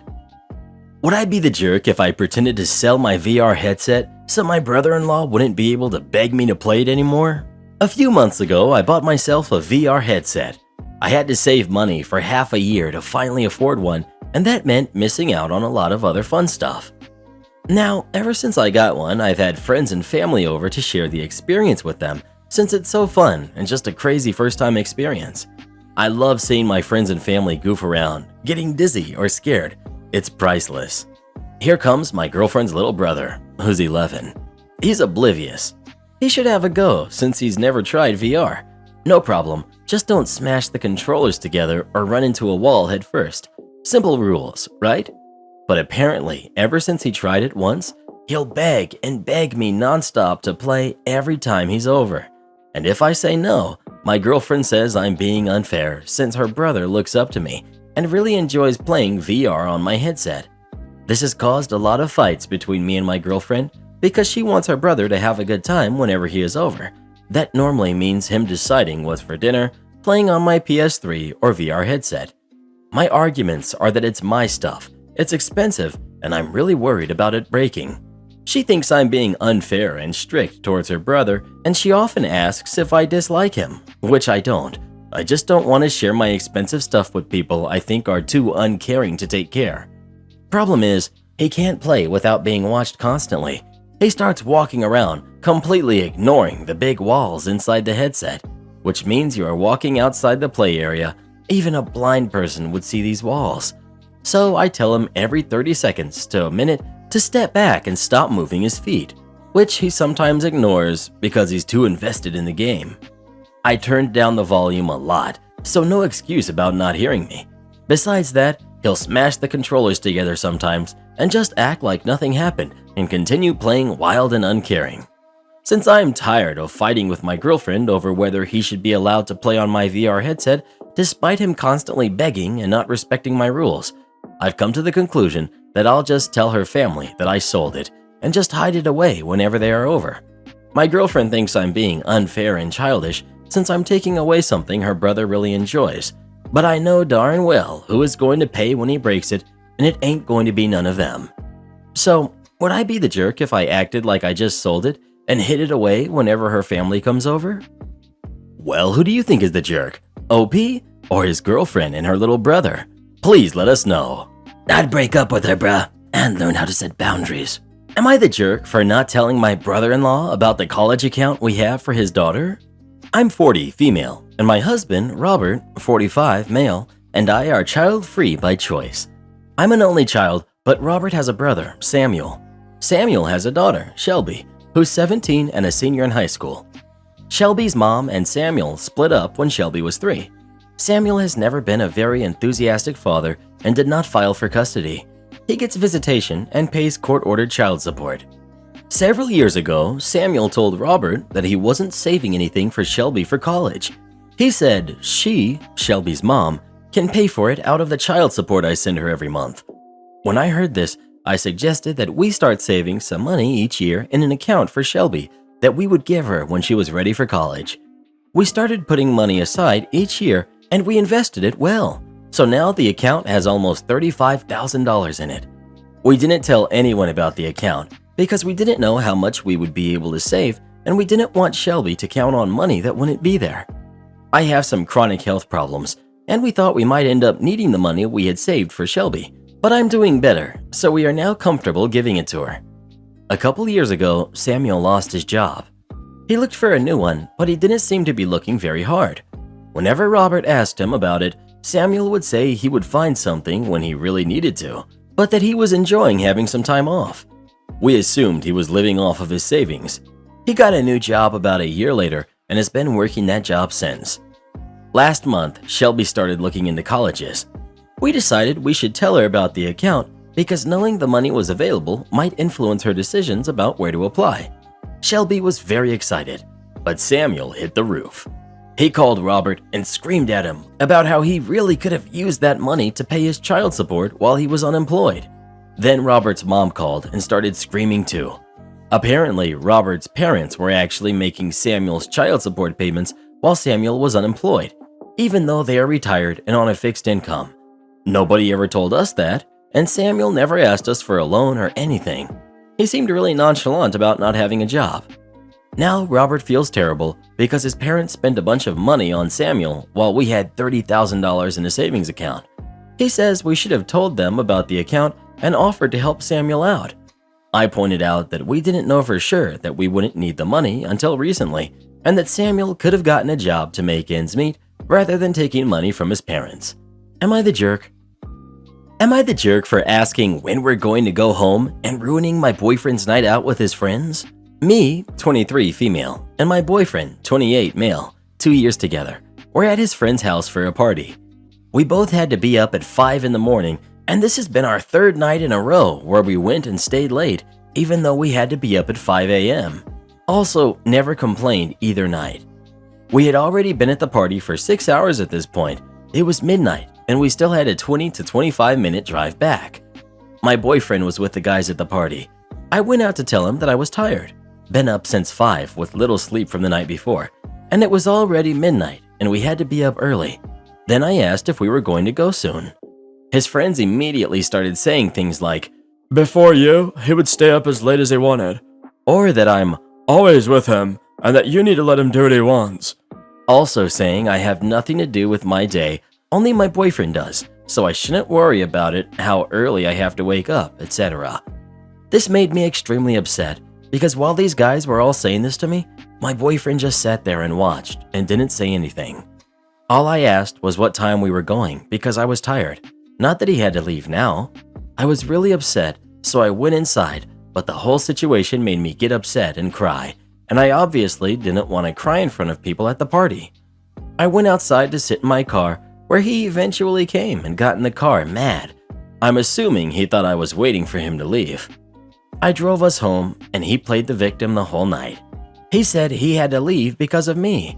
I control his life. I'm overdramatic. I told him how I felt and how he let everyone attack me for no reason. He said he wasn't going to apologize and he would tell me exactly why tomorrow.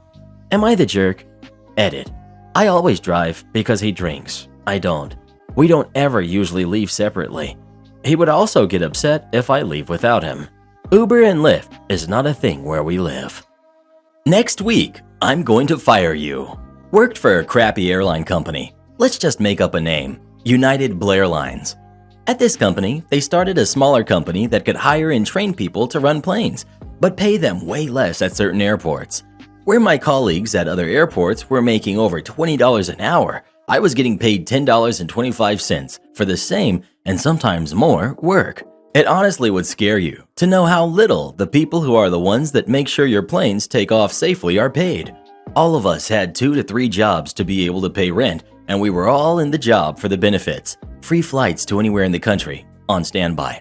Anyway, I had a boss, we'll call him Jim.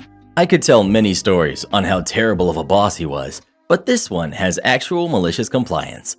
I had to go to the hospital from the airport because of intense pain in my stomach. It turns out that because of stress caused by that job, my intestines decided to stop functioning. Anyway, I spent the day in the hospital, and then they gave me a note saying that I didn't have to work the next 2 days. I told Jim's boss that, since I hated talking to Jim. When I went back into work 3 days later, we had 5 people total to load all luggage, load the water, and push out 5 planes in a little over an hour. already an incredible amount of work for so few people.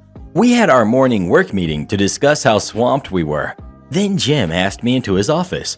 "Your attendance is unacceptable," he said. Dumbfounded, I asked him what he meant.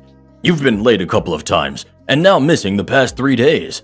I said, "Jim, I have a note from the hospital. According to work policy, that shouldn't affect my attendance." "I don't care what work policy says. I'm going to fire you." Again, I cited work policy since we were protected by a union.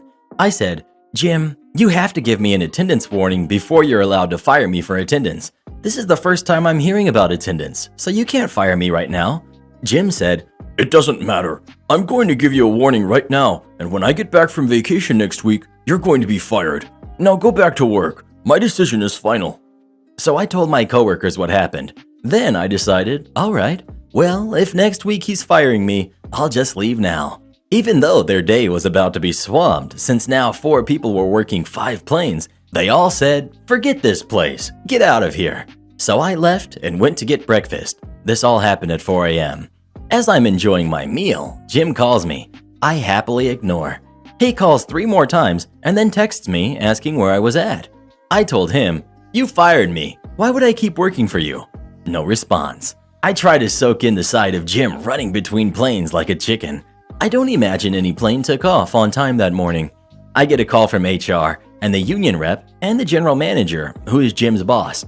They all said Jim was wrong and asked me if I could come back to work it out. But quitting felt so good, and I felt such weight lifted off my shoulders thinking about not working there anymore. So I never went back. Some more info. Although this isn't so satisfying, it's more a testament of United Blair Line's complete lack of ethics. Jim got in really big trouble when he had a guy who had a shoulder injury and had a note and told Jim several times he couldn't do super heavy labor. Jim sent him to the bag room by himself anyway. Imagine having to lift 300 to 700, 50 to 70 pound bags over your head per hour, all while running between bag carts and the belt. Needless to say, the guy tore his shoulder and had to get surgery on it. They still didn't fire Jim. Instead, they promoted him to manage the workers who did ticketing and no manual labor. As far as I know, Jim still works for United. My coworker still cannot move the way he used to 2 years later. Entitled girlfriend abandoned my cat outside when I wasn't home, so I kicked her out.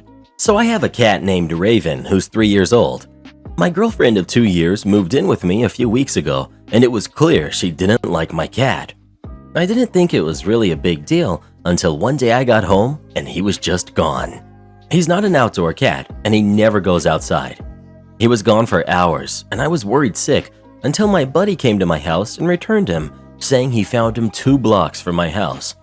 I asked my girlfriend how my cat, who has never tried to go out before, ended up that far away from my house, and she admitted to kicking him out.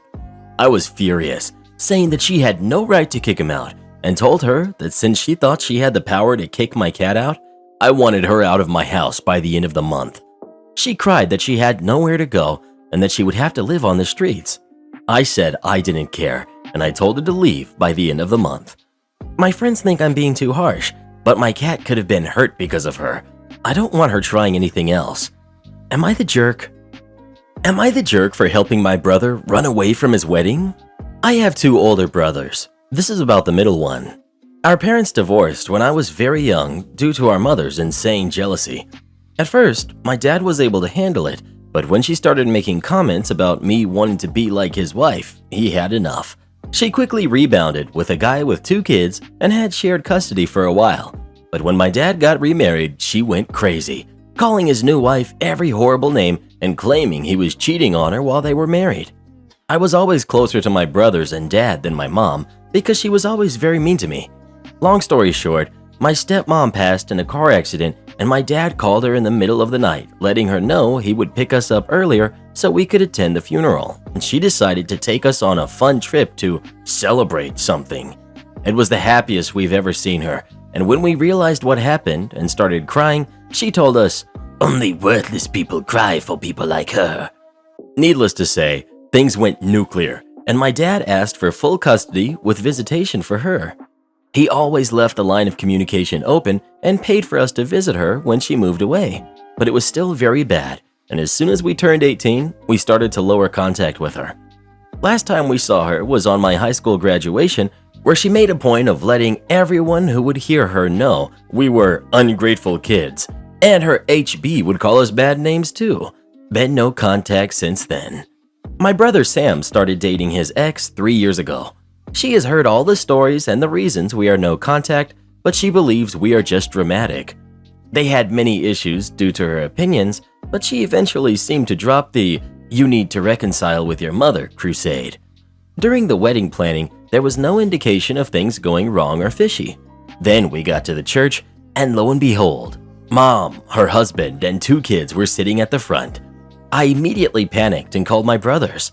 Sam thought maybe somehow she found out and wanted to crash, so he called his ex to let her know of the potential drama, but she told him it was fine since she invited them. Sam hung up and asked me to go get him while oldest brother dealt with things at the church. We went home and barricaded ourselves there, even when his ex, her family, friends, etc. came to try and make sense with him. Mom's husband even called and said he always knew we were worthless. Now that the dust has settled, most of Sam's friends are on his side, and so is most of our family's, Dad's. Ex's parents already threatened to sue for the money they paid if he doesn't marry her, but Sam says he'd rather pay them back for their contribution than marry someone that betrayed him. My nuclear family 100% supports Sam, but the backlash has been huge. Edit. You guys just reassured us all. Thank you. Some have commented about it, but no, she has not apologized. She even went so far as to text my oldest brother, Joe, that she thought it would be a good wedding present from my brother to her since she values family. My dad bought them a house as a wedding present, but only Sam is on the deed. She did have the keys for when they moved there, but they just had the locks changed today, and Joe and some cousins are taking everything Sam owns from her flat during this week.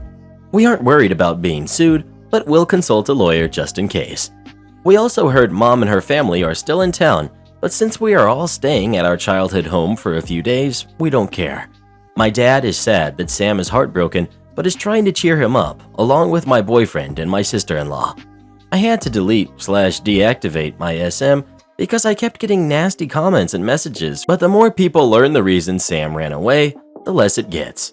I'm still sorry she felt humiliated, but my brother comes first. Edit 2. We are 34, 32, and 28. Ex-sister-in-law is 30, not in the US. I asked Joe about the church aftermath, and it was just as I expected it. He says he stood up in front of everybody and told them that Sam was not coming back and to please go home, and all their gifts delivered to our side of the family will be given back ASAP. The ex was still outside the church when someone in her family informed her, and she started screaming and crying and calling Sam nonstop. Mom tried to talk to Joe, that didn't even look at her, and when she couldn't get a reaction out of him, she started crying loudly and lamenting how horrible we are to her, and some people started consoling her. This is her MO, but Joe and his wife didn't care. When they went out of the church, the ex was expecting them and demanding to see Sam, but Joe said no. Then she demanded to know what to do with the party, and he said if she didn't want the venue, he would arrange for the food to be donated to the staff there so it wouldn't go to waste. Everybody was screaming except Joe because he didn't want to give Mom the satisfaction. They, Joe and sister-in-law, came home after stopping at the supermarket and some fast food joints, and we've been inside like we're kids again, plus 2 more members. We asked Sam if he wanted them to go, but he said he wanted them there. We had all taken time off to spend family time after the wedding anyway, so it's not a problem at the moment. When the ex came to the gate, we knew she was not going to use the venue, so my sister-in-law called them with Sam's info, told them to take the food, and also sent them some tips for their trouble. It seems we will get back all the alcohol that my dad paid for, so we will have a very drunk end of the year. A couple of people messaged me asking why our dad ever married our mom, and the answer is he really loved her and believed she was the nicest person ever. Turns out she wasn't, but she knew nobody, except I guess her nasty husband, would marry her unless she pretended to be nice. He considered staying with her until we were adults, but she kept getting worse. She used to get very nice, and he thought she was changing, and then she would change again. As per my ex-sister-in-law, we have no doubt she believes Mom is a nice person that has ungrateful kids because she's extremely charming, and for some people, it's funny to make fun of others as long as it's not directed at them. but it still doesn't excuse X. The only person Sam gave an explanation to was his boss, who was at the church, but he is very understanding and was pretty shocked of what Mom put us through since we are fairly adjusted, happy people. Our dad said that it was a shock for all of us and we can stay home as long as we need. Sam is moving home for the time being. I showed my family the post and they are moved by your niceness, but Sam wants you all to know X wasn't showing any concerning behaviors and he truly believed she understood his upbringing. He agreed to talk to her and her parents today, but only if it's at our home and we are there to support him, so it's going to be an interesting visit. If it's not in writing, it didn't happen goes both ways. My new manager at work is one of those people that absolutely has to be in control. Even when you're exceeding every scorecard measure, keeping your head down, not putting a toe out of line, she still asks you to come to a meeting room to discuss some minor issue or another.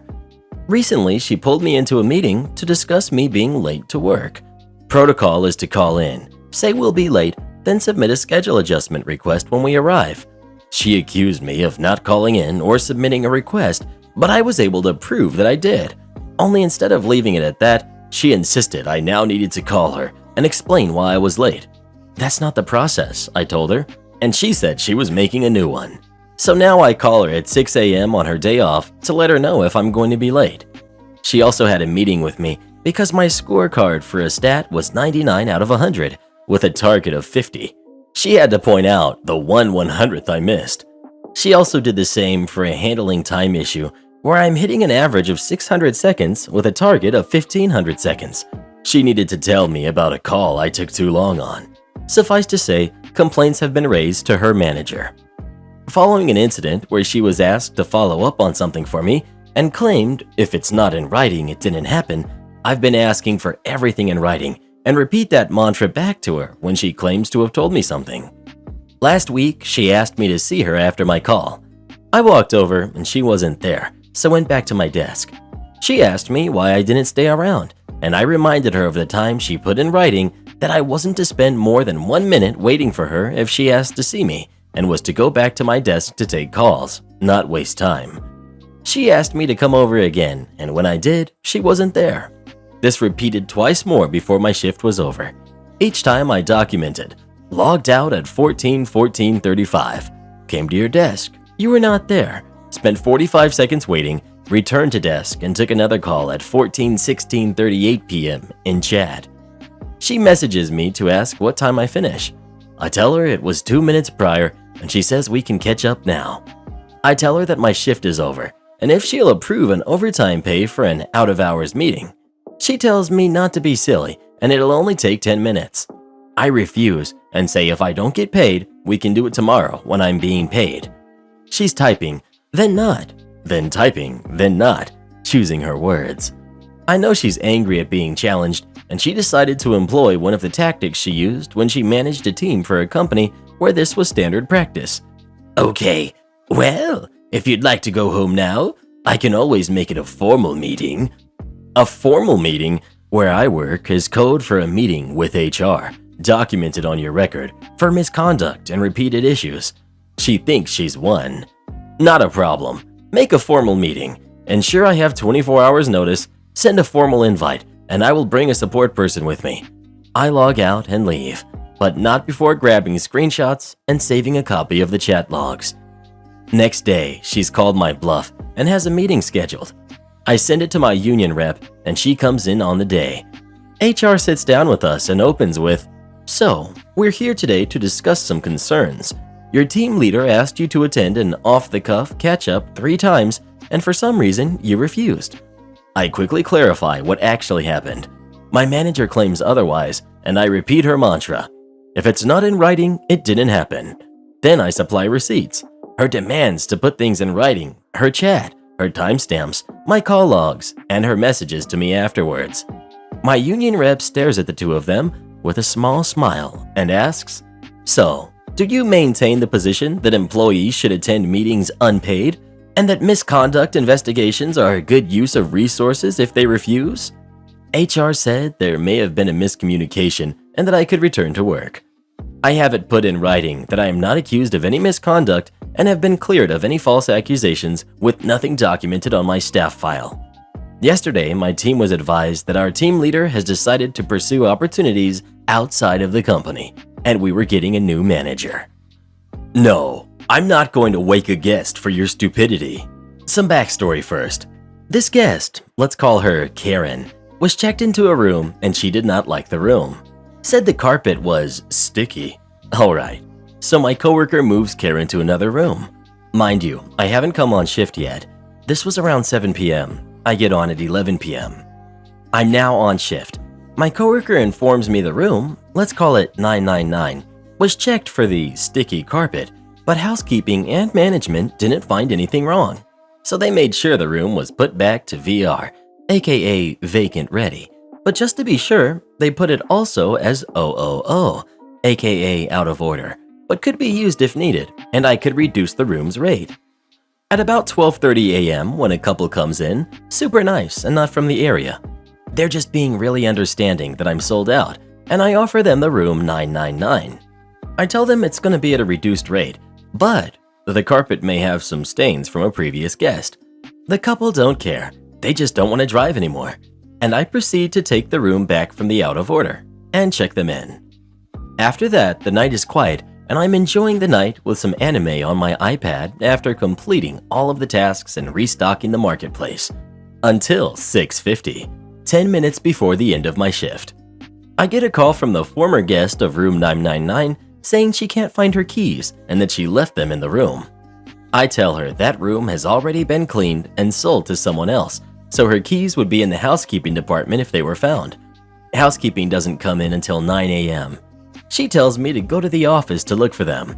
I inform her I cannot, because I'm the only one on the property currently. She makes a big scene that this is a terribly run hotel if only one person is here. My property is only 288 rooms, not a big fancy 5-star resort. We have security, but they had already gone home at 6 a.m. She's giving me that entitled vibe as to leave the front desk to go find her keys, and I tell her I cannot leave the front desk until my coworker arrives. Her husband has now come down and is on the phone with corporate saying I won't cooperate with them. And not 3 minutes later, corporate calls asking why I'm not helping the guest out. And of course, corporate only hearing the one side is giving me grief. So I tell the lady from corporate what's going on, and she then hangs up on me, leading me to believe either corporate had better things to do or this wasn't corporate at all, but a family member pretending to be so I would be scared. You can't scare someone who's following protocol and who has awesome bosses. My coworker comes in and she darts for him, saying in her Karen voice, "Oh, look, another employee." She then proceeds to tell him I'm not helping her look for her keys. My coworker, who just got on, has that, "Oh man, I just clocked in" look, and I feel for him. He's a supervisor, and I'm the MOD. So technically, I still have the higher authority. So I ask him to mind the front desk while I go to housekeeping to look in the lost and found. Short story long, no keys. I come back and inform the guest of this, and now she wants me to call the room 999 to see if we can go up there to look for the keys.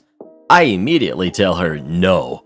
Then she tells me that she will call the room, and I snap. I am 6 foot, she was 5'2", and her husband perhaps 5'8", so I'm still commanding the high ground. I tell her, "Ma'am, if you call that room at all, you will be removed from the property. I will not hesitate to evict you and call the police if you do not comply. Now you will wait until that guest checks out, and we will inspect the room after they have left, and we will see if your keys are there." She and her husband have nothing left to stand on after that and leave with the "we'll get you fired" face and go to breakfast. I later call the GM and inform him of the situation, and he says, "Yeah, we're not bothering another guest because of someone else's stupidity." Cut to me coming back on later that night to do my night audit again. I find out that the keys were not in the room 999, that my supervisor asked the couple in room 999 if their phone rang anytime in the morning. It did not.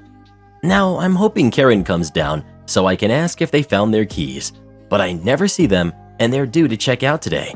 Oh well, I made sure to put in the notes, no late checkout, and if the FDA does allow it, charge the max late checkout fee. Trainee showed up today and is mad that she actually has to work. Nightmare trainee showed up today and wasn't on the schedule until tomorrow. Told her she wasn't on the schedule today and she said she didn't care. She already clocked in and she's not leaving until 11 p.m. Okay then. Manager didn't care that she was here. She was giving dirty looks to everyone, especially me, and not really talking to me for like the first hour. She said she's not awake and needs caffeine and to not talk to her. Okay, but you showed up on a day you weren't scheduled and you still need to do pre-shift inventory. She told the girl in housekeeping that she went trick-or-treating at her dad's house yesterday with her siblings, that she went to a party after with her cousins and didn't get home until after 4. I'm having her do all the check-ins because manager said she needs to do check-ins and learn the computer system. No more observing like last week.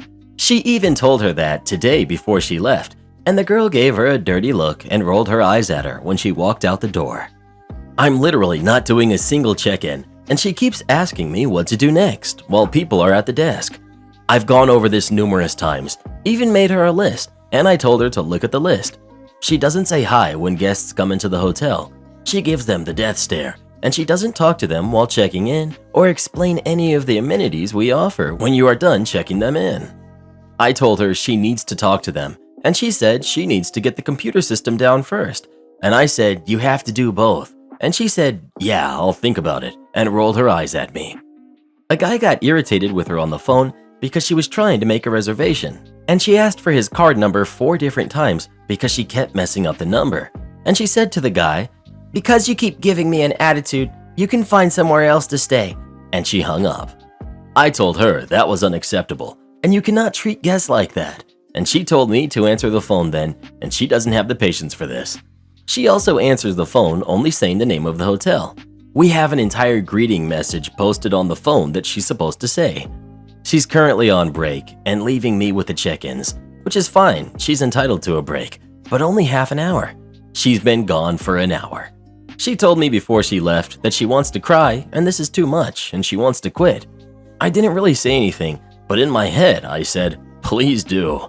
She said if she quits, her mother would throw her out and she can't live with her dad, and started getting into that. I was barely listening. I don't really care. It's like I'm not interested in listening to your sarcastic jokes, personal life, being friends, none of that. I'm here to train you, and that's it. Her car is still out there, so she's still here somewhere. It's only 6:20 p.m. and I still have 5 more hours of this crap. I'll update again when I get home. I expect this parking situation to be solved immediately without additional emails or text messages. Okay, done. I am a building manager and I took over 2 residential apartment blocks. Part of my duties include assigning parking spots. Due to the incompetence and neglect of the previous management company, I inherited a parking lot which was a complete organizational disaster. Multiple tenants believing they had been assigned the same spot, tenants parking in spots but not paying, etc. And of course, the parking map, which is supposed to be regularly updated, had not seen an update in almost 16 months. A situation arose where 2 tenants were fighting over the same parking spot. Instead of coming to management to resolve, they engaged in a nasty gram war, which consisted of leaving mean notes on each other's cars. Eventually, this dispute spilled over and I was contacted by one of them. The conversation was simple but plain. I expressed understanding about their frustration and I asked specific questions to help figure out who was originally assigned that parking spot. I explained how previous management failed to maintain order in the parking map and that I would cheerfully resolve the issue. Instead of replying to my simple question, when were you assigned that spot? When did you sign your lease? They sent me an all-caps email which, in part, read, I do not have to answer any questions, and I expect this parking situation to be resolved immediately with no more emails or text messages. Well, if they had just answered my questions, I could have resolved the situation. I suspected they were the original tenant assigned the spot, and it was indeed theirs. But since they would not answer questions and insisted on resolution immediately, I did what I could. I assigned the other tenant that spot, and I replied, in order to resolve the issue without communication, you are now assigned spot number 64. If you continue to park in spot 35, you will be towed immediately, as it is now assigned to a different tenant. I gave them the spot right next to the dumpsters. Now they can enjoy the stench of rotting garbage and a cloud of wasps every trip to their car, which is almost 100 meters further away from their door. 2 days later, they approached me in person and apologized for their behavior. I said, no worries, I don't hold grudges. They asked if I could reassign them their old spot. No. It doesn't make it faster for us to be on the phone. I work on an IT help desk. It is what you think it is. One of the things we support is mobile phones. However, the company my company supports, and the one I'm on the desk for, has supplied us and the user with handy-dandy guides on how to do pretty much everything that's needed on mobile phones. It's really airtight, and I love directing people on the guide because it has a video and steps on how to do things. They can find it on the intranet in the IT section. However, since the average caller never reads the guides, we often get callers who think that we can magically do things over the phone to fix it. These are people who get up, get dressed, tie their shoelaces, and completely forget how to do anything but breathe when they get on the phone to us. You think that's hyperbole, but I've been asked which finger they need to use to tap on the phone. One such user logged a ticket and demanded a call back from an expert. He was given the user guide link, and oh boy, did not like that. He called and got through to me, and I explained that we have the exact same guide and that I would only be reading it out to him over the phone as he read it on his end. Naturally, he didn't listen to a word I said and demanded I help him because he doesn't have time for the guide and he'd rather speak to a tech person to sort it out. Cue malicious compliance. I spend an hour and 20 minutes on the phone, slowly going through the guide word for word and making sure he'd follow every step. I even got it on his laptop screen that I can access. He asked several times if we were almost done, to which I reiterated, "You can come back to this at your leisure, using the guide on the intranet." Mobile phones are not managed in the same way as computers. We can't remote access it and fix things. He had meetings, lunch, all sorts of things lined up that got shifted out of whack on his calendar, and every message he received on his laptop that he answered, I made sure to go back a couple steps just to confirm what we had done so far. He wanted to speak to an expert, so I just made the guide speak through me. Edit. Thank you for all the awards. I'd like to address a couple things. 1. I should support them regardless and do my job. Copy pasta. My job isn't customer service, and phone issues are referred to the guide because we do not receive training on the mobile phones. I cannot support something I do not know how to operate, and there isn't a mobile phone expert. I was complying with help desk policy. Refer to the guide for mobile phones. 2. Will this come up in performance review for the user? Or myself, for that matter. Users say dumb things, and I do think everyone needs basic IT literacy training or requirements. People use IT or any other help desk as confessionals and tell you what they don't know, amongst other things, because they don't realize the person on the other end is human too. We are spoken at, not to. It's almost like a badge of honor to not know IT literacy. And for me, I've already spoken to my manager who had nothing to say about it. 3. I'm bad at my job. Well, I perform at a level I'd say is adequate to the letter. Some people say that's bad, but targets are met, and that's the important takeaway. I have no aspirations for progression because I'm leaving IT to follow my other dream job, which has nothing to do with IT. Sometimes I can't stand small family-owned businesses. I work in a small new restaurant owned by a husband and wife. We have about 35 seats, 12 tables, and sell pastries and coffee at the counter. There's only one other employee besides me, which is the line cook. I'm actually the pastry cook, but on service days I waitress with the wife owner. We do all of front of house, and the husband and the line cook do all of back of house, except putting away dishes. The line cook and I have been here 1 month. As you can imagine, it's a crap show. The thing about restaurants this small is that they're often too small for their employees to be covered by the FLSA or other labor laws. They don't make enough in sales or employ enough people, which exempts them. In my state, they aren't required to give me breaks during my 9-hour shift, and they don't. Sometimes I'm given 20 minutes, unpaid, for family meal, but only ever at the last 45 minutes of my shift. Most times I don't even have time to clock back in before I have to leave and catch my bus. The other thing about family-owned businesses is that the owners treat you like family, but you can see how crappy they are to their own family, and be sure that they're going to do the same thing to you.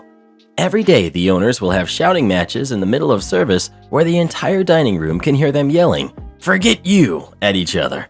It sours everyone's mood. Then the wife takes it out on the customers, which messes with my tips, or me.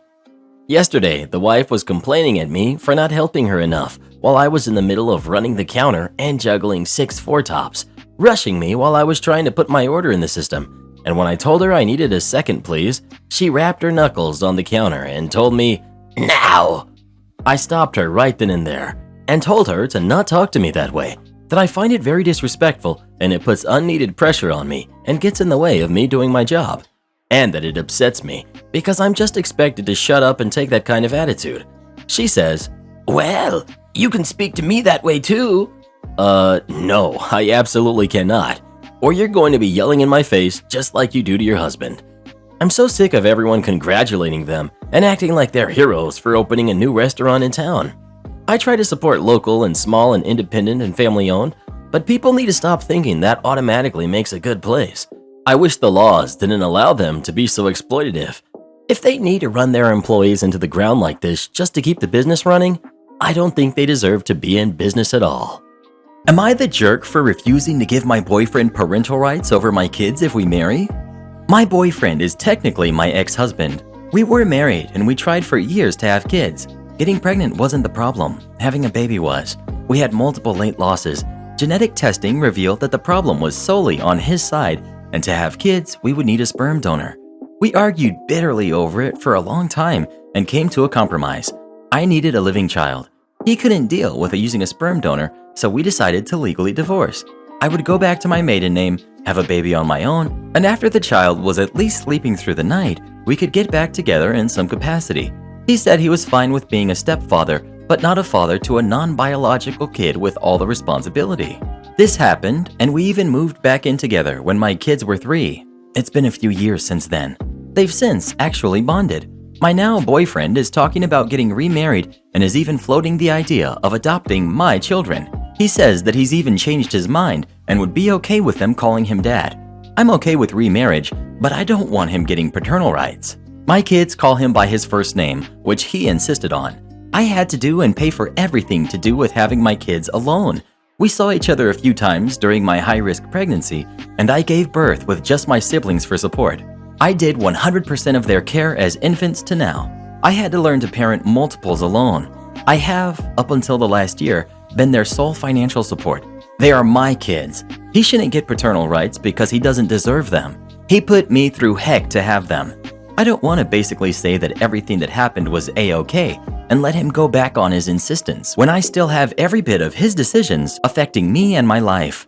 Some of our friends and his family say that I should be more forgiving and accept that it's hard for a man to accept and takes a while most of my family agrees with me. Karen lied to my face about being sick, so I fired her. My husband and I hired a nanny back in August to care for our kids while we're working.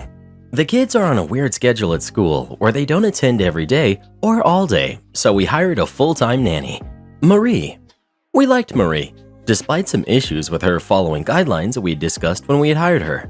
She let the kids have way too much screen time. She spent more time on her phone than with the kids. She would make messes and let the kids make messes, and she wouldn't clean up after them. She had friends over without letting us know. She let the kids pig out on junk food instead of feeding them real food. All of this had been discussed when we hired her, and we saw it all when we reviewed our security cam footage. So we set her down about 3 different times and gave her official warnings each time. She'd improve for a while each time, but then go back to the way she'd been before.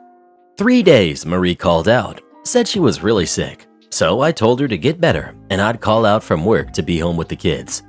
I'm in the middle of a big project at work, and people not coming hurt everyone. But I'm a mom first, and I don't expect Marie to take care of the kids if she feels sick, so I called out. The next day it was really hot out, and the local water park is running an off-season special with cheap tickets, so I took the kids, and after a while we ran into Marie with a group of her friends. I couldn't really say anything, except I hoped she was feeling better. Marie started to apologize and told me that her best friend had gotten tickets to the park and she wanted to go, and she didn't think I'd have given her the day off. I told her I would have if only she had told me the truth. I explained to her that she had lied to me and made me call out at a time that was really inconvenient, and if she just told me the truth, then I'd have understood, and I would have been happy to give her the day off and call out myself. It's the fact that she lied to me is what upset me. I added the lie to her other warnings and decided she wasn't worth keeping employed. My husband and I pay well above market rate and we provide everything. All she needed to do was take care of the kids and follow the few rules we set. I took her aside and really quietly, and as kindly as possible, explained this to her and told her that I'd pay for her the whole week, but she was fired. Marie started crying, and her friends figured out what was happening. They called me a jerk, a Karen, a monster. My kids got upset, so I took them and left. Marie has been blowing up my phone with apologies and begging for another chance. Some of my friends say I should have given her another chance and that firing her was an overreaction. Was I the jerk? Edit. Marie is not some teenager. She's a 26-year-old woman with a degree in early childhood education and some other certifications/licenses related to the field. She's had one previous long-term nannying job, classroom experience, and she has several younger siblings and relatives and an extensive babysitting career. All of this I verified, along with a good review from her former position. I had no reason to suspect she was less than she presented. You want the exact amount? You get the exact amount. When I was 13 or 14, I decided I wanted a PS3. My dad refused to buy me one, but my uncle made me an offer I couldn't refuse. He said that if I worked at his sweet shop for the 2 months of summer break, he would buy me a PS3 and some games in lieu of payment. For teenage me with no commitments, this seemed fantastic. My uncle sold a kind of specialty snack known as a mini samosa in his shop. They're like samosas, but smaller, about 3.5 to 4 centimeters in size. They were sold by weight, in sealed packs of 250 grams and 500 grams, as these were the most common amounts people bought. Making those packages turned out to be my job. You see, sometime between now and when Uncle started his business, he realized that 250 was roughly the weight of 28 mini samosas, and thus 56 were 500 grams. So instead of weighing each packet, I was told to just pack by counting individual items, which was easier and saved time. We also sold them individually for people who wanted larger, smaller, or unusual amounts. This was also around the time when our government started airing customer awareness PSAs, basically just telling customers to be aware of fraudulent business people. This is relevant. So one particularly hot afternoon, it was just me and my uncle at the shop. In India, frequent power cuts were very common during summers, and thus there were no fans or AC running. Both tempers and temperatures were running high at the shop that day. It was then that the villain of our story, Mr. Karen, made his entry. He was a local resident and a regular. He seemed angry from the onset when he barged into the shop. He took a look at the fans and saw that they weren't running, then angrily picked up a 500-gram packet of samosas and asked, "How many samosas are in this thing?" "That's 500 grams, I said. "I said how many, not how much," Mr. Karen literally screamed. "Again, how many in this?" 56, I replied immediately, since, I packaged them. "How can you be so sure? You didn't even count. You're trying to cheat me." Mr. Karen was now in full-scale Karen mode. "I demand you pack me 500 grams of those individual ones, and don't you dare cheat me again." I looked over at my uncle, wet with sweat, fanning himself with yesterday's newspaper. He slowly nodded. I beamed a huge smile. "Sure, sir, whatever you want." So I took a bag, picked up some samosas, and started putting them on the balance. I kept counting samosas as I put them in until there were a little over 500 grams. Then I removed the last samosa and the weight fell below 500.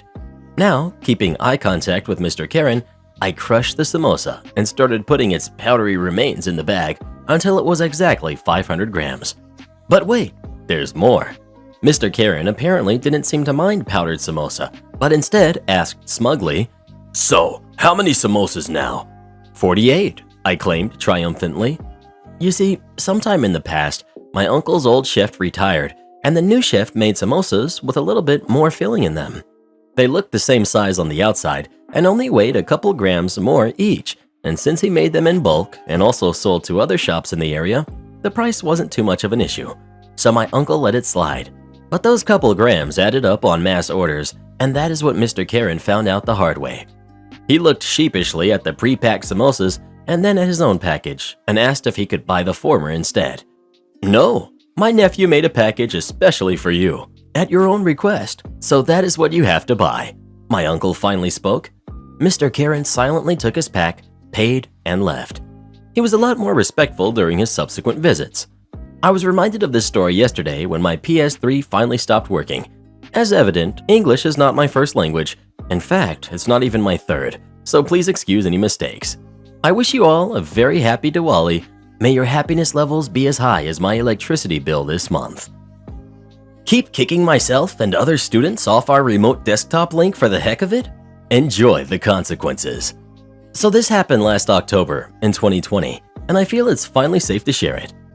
Given the situation at the time, going to campus was a no-go, so everything was online. As such, a lot of programs used for coursework, which were only on PC, needed a remote link for those of us on Macs or other devices. This link connects students to assigned desktops physically on campus through an application like Citrix. It would only allow students onto the desktops when another class was not remotely using that lab at the time, and at night when registered classes were done. The on-campus computers would show that their drives were in use, so the students who lived on campus would know that someone was remotely accessing it. Well, I was taking a course in remote sensing, which required access to programs such as ArcMap, ArcGIS, R, and ERDAS. They were only available on PC, so I, as a MacBook user, needed to use the remote link. The issue started at the start of October, when I was working on an assignment in ArcMap. I was really startled when I was suddenly kicked out, and then furious because I hadn't had the chance to save my latest input. I then went back to the web page, re-input my student credentials, and logged into a different desktop. Not 2 minutes later, I was logged out again. Rightly upset, I emailed the professor and TAs about it and moved on to other homework. I figured it was a bug that it would be fixed soon. No, it continued throughout the entire month. I ended up having to work on my remote labs between 9 p.m. and 2 a.m. as I literally was not able to work during the day without being kicked off. It was really annoying, especially since I couldn't even work during my assigned lab time. Other students started reporting this, and we got a lot of emails from IT. Updates, patches, and things like that we had to install to try and patch this bug, and nothing worked. It was painful. I decided that enough was enough and took a train to campus after my online morning classes. If it was going to keep booting me off the remote, then I would just go in person. I completed the online health check, got to campus, no problem, and made my way to the building that housed all the PCs. Yes, we have a building that houses all the PCs for computer classes. Anyways, I went up and towards the lab that my credentials were registered to. I'm going to be honest, I wasn't expecting what I saw, but I sure was upset. Through the windows into the lab, I saw two guys going from PC to PC, logging students off. At first, I couldn't believe it, and then I got furious. They were laughing about messing with hardworking students. I will call them Dumb and Dumber. That's when I decided to get some payback. I pulled out my phone and placed it beside the window, and it was partially hidden by the trash bin inside the classroom, recording them and what they were doing.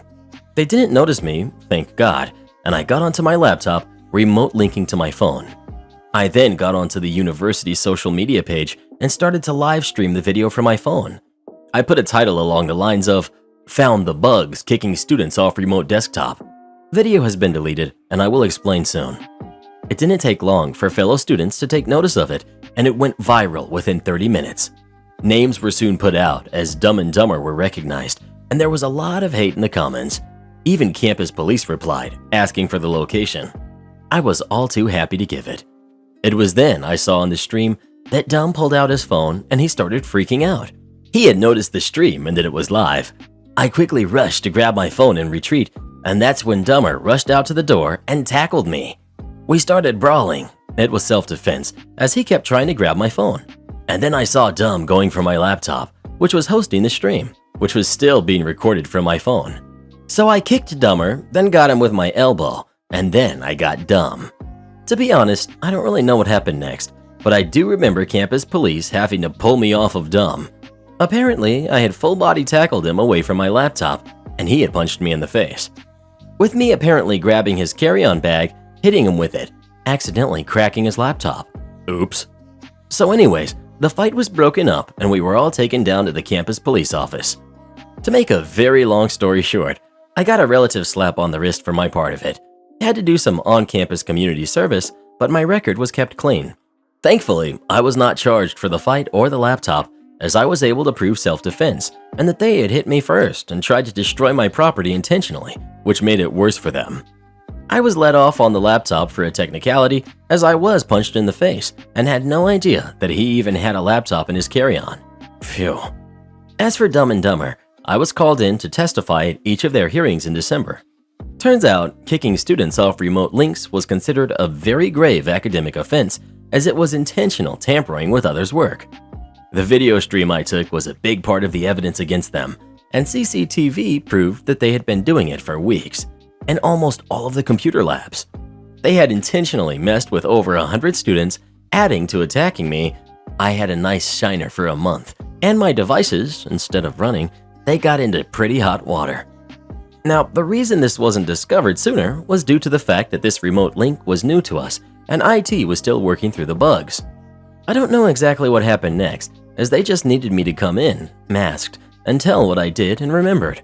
However, I did get notification in my email in March this past year that 2 students were expelled for intentional tampering of other students' work.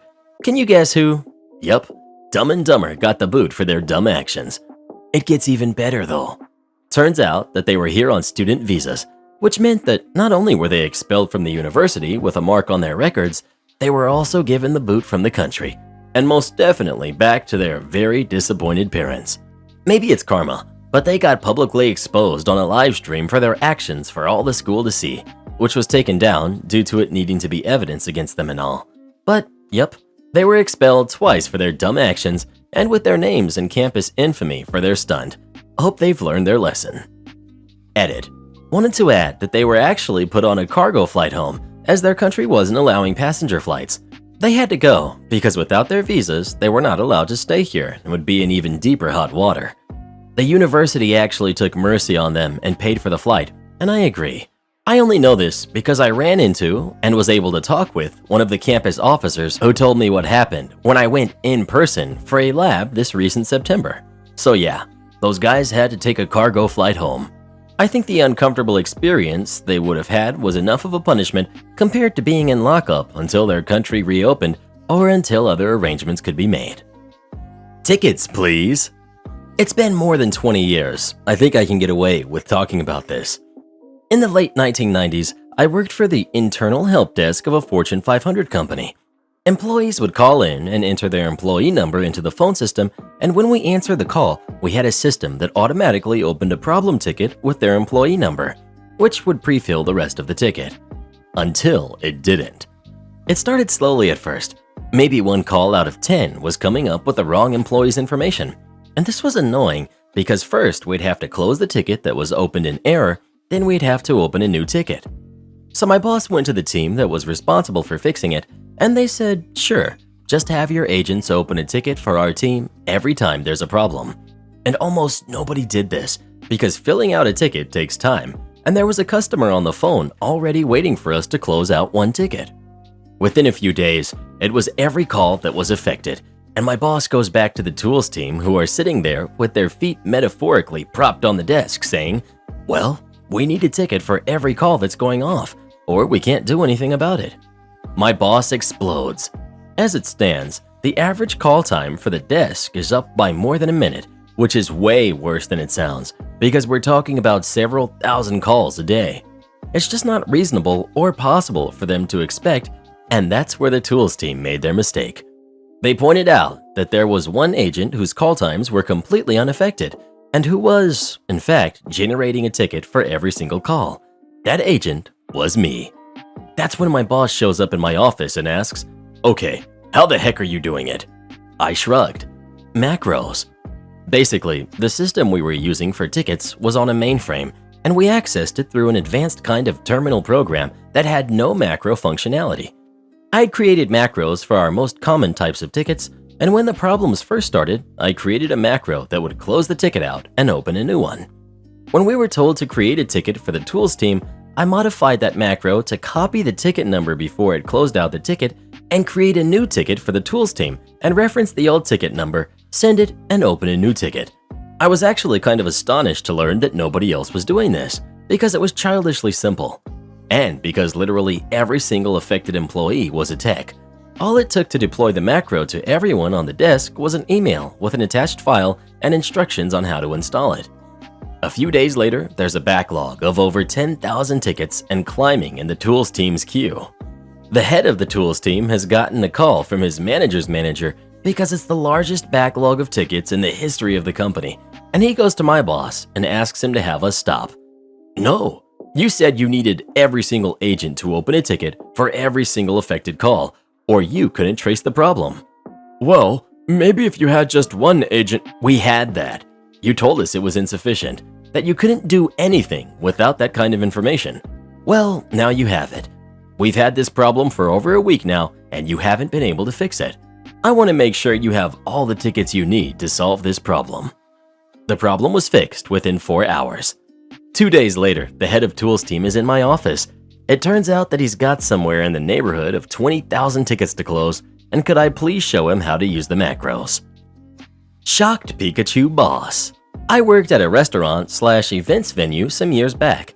Essentially, I was the AGM of the place, and it was my job to coordinate service in the dining room, private event spaces, and music venue. Service, concerts, private events, weddings, you name it. I coordinate and execute it with staff. This was the most challenging job I'd ever had at the time, but after a while I'd found a groove and was doing the work of 2 or 3 people. New GM gets hired. I like her. She likes me. She recognizes my hard work and is glad to have me. I work 50 to 60 hours a week, regularly there until 2 or 3 in the morning wrapping things up. Last person in the building. I have a good relationship with the CEO and the COO/HR of the company, as we were one of 6 large franchises across the country. They like me, and we have a good rapport when I see them. I'm working my butt off, but really having fun too. Fast forward a few months, and the relationship between me and GM sours. She's colder and more hostile toward me every day. I'm not sure what's going on, so ask her if we can talk. She calls a closed-door meeting and arrives with a folder with some papers in it. She pulls out her cell and asks my permission to record. Yeah, sure, have fun. She then proceeds to lay out papers in front of me, documenting all my shortcomings. 7 minutes late, timestamp verified. There was a blizzard that day, and I wasn't late. I volunteered to come in early as other employees refused to drive, and so was technically 53 minutes early. Inappropriate language in front of team members. Managers were joking and doing Sam Jackson impressions, and I used the S word. No one else got written up. Complaint from rehearsal dinner 9:12. The bride in a sleeveless dress was cold. We turned the heat up. And on, like 15 total completely fabricated charges against me. At this point, it's clear she's out to get me, but I have no clue why. She tells me I should probably think about putting in my 2 weeks notice. Okay, I immediately start looking for another job and actually nail one shortly with a better title and pay. Yay. Important to know, we always had these big weekly meetings on what was usually my day off. So I'd have to come in on my day off and sit in a meeting with a bunch of other managers, event directors, and chefs. These meetings were mandatory. I was never happy about it, but I complied as everyone else relied on me to coordinate services and events. After one of these meetings, I went out for a quick beer with a coworker who was a captain, essentially an event manager for us who would run smaller events. We got to talking, and she told me that GM was afraid I was going to take her job and wants to get rid of me. GM had let it slip to chef during setup of an event, and captain overheard while working. Wild. I don't want your job. I'm too busy already. So, malicious compliance. Our HR policies were a bit wonky, as COO and HR didn't really have experience with HR stuff. He was a great guy, but had cobbled together some awkward policies. In our official handbook, it was stated that the company prefers a 3-week notice, accepts a 2-week notice as industry standard, and in cases where the employee feels wronged, threatened, or unfairly targeted, a 1-week notice is acceptable. Also, if the employee feels wronged, threatened, or unfairly targeted, it is acceptable for said employee to go over the head of their wronging, threatening, unfairly targeting boss directly to HR to submit their notice. So I followed company policy. I send COO and HR an email giving my resignation. I briefly outline my reasons, thank him for all of his wisdom and help, and give my 1-week, 168-hour notice effective immediately as of noon Central Standard Time, the exact time I'm submitting notice.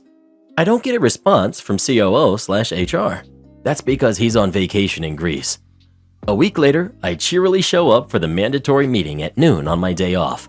The meeting commences, and GM is making a show of trying to call me out in front of the group for answers about a 300-person wedding event I'm due to run tomorrow, trying to cement my incompetence to them. She tells me we're out of a certain brew champagne. No, we're not.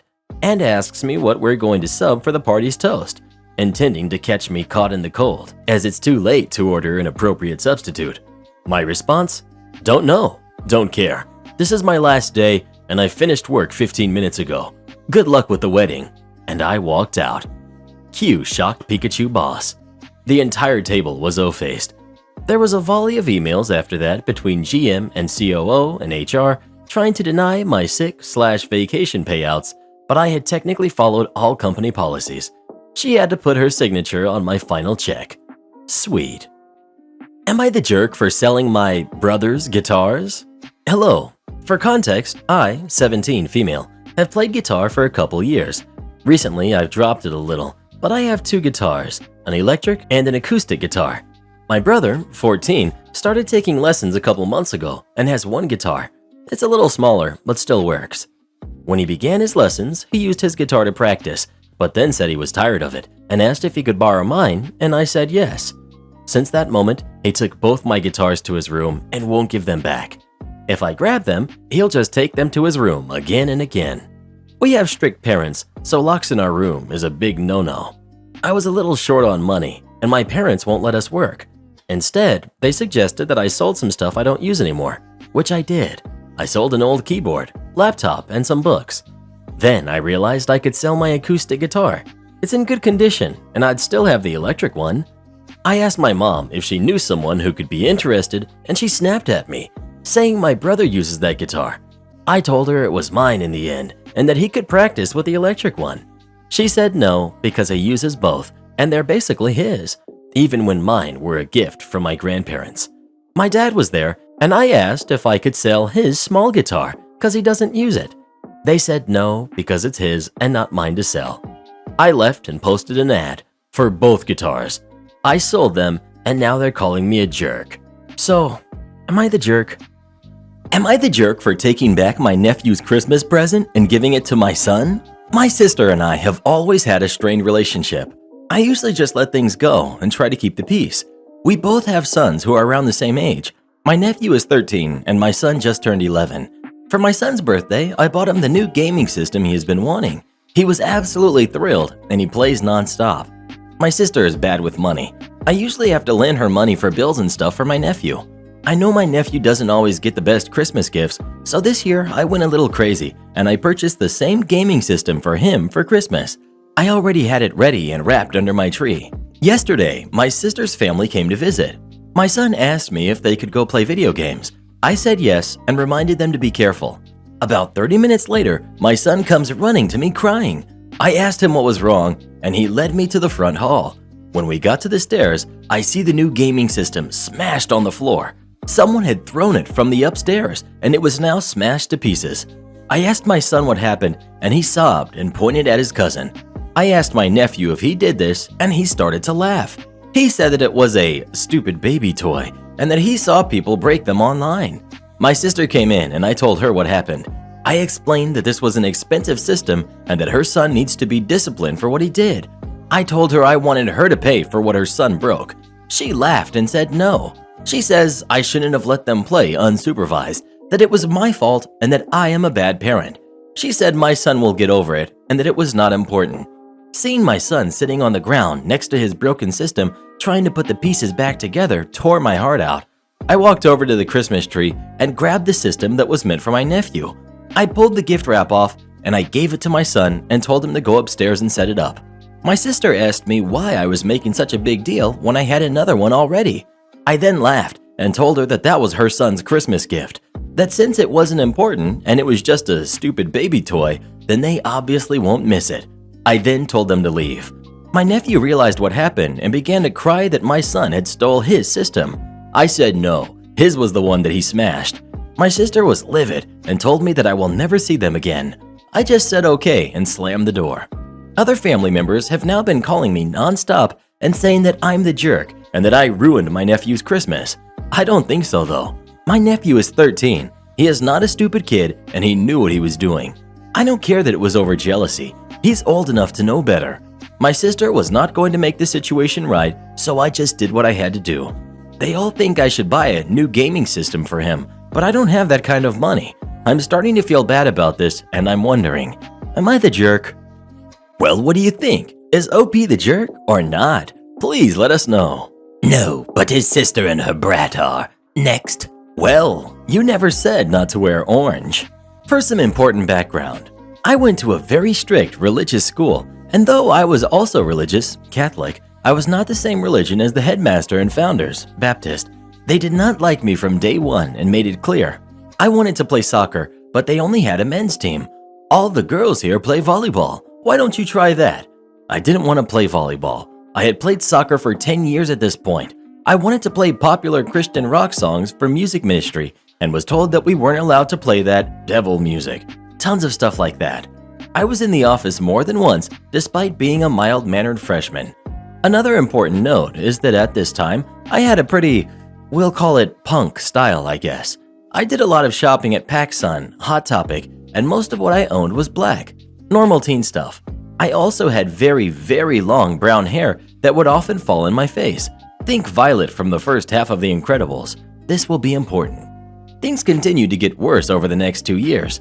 Finally, at the beginning of my junior year, I was called into the guidance office. The headmaster, guidance counselor, and my English teacher were there for an intervention. Mrs. English. Lucky Bug, we're very concerned about you. You don't seem to be very social. Are you happy? Are you having dark thoughts? Me. I'm perfectly happy, and I have a ton of friends. What made you think there was something wrong? Headmaster. We're all just a little concerned about how you present yourself. Me. What is that supposed to mean? Mrs. English, interrupting loudly. Well, it's probably because you dress in all black, baggy clothes, and your hair is always in your face.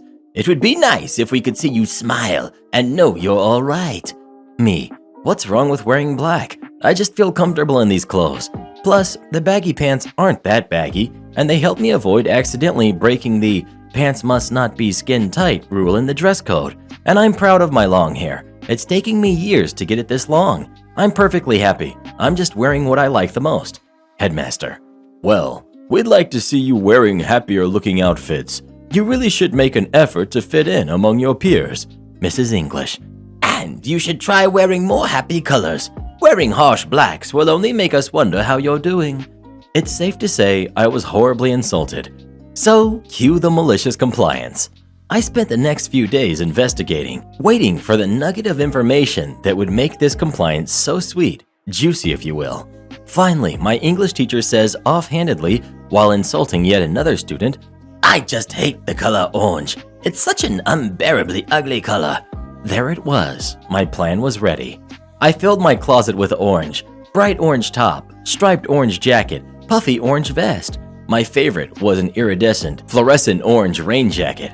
Honestly, I don't like the color orange either, but I did what I had to do.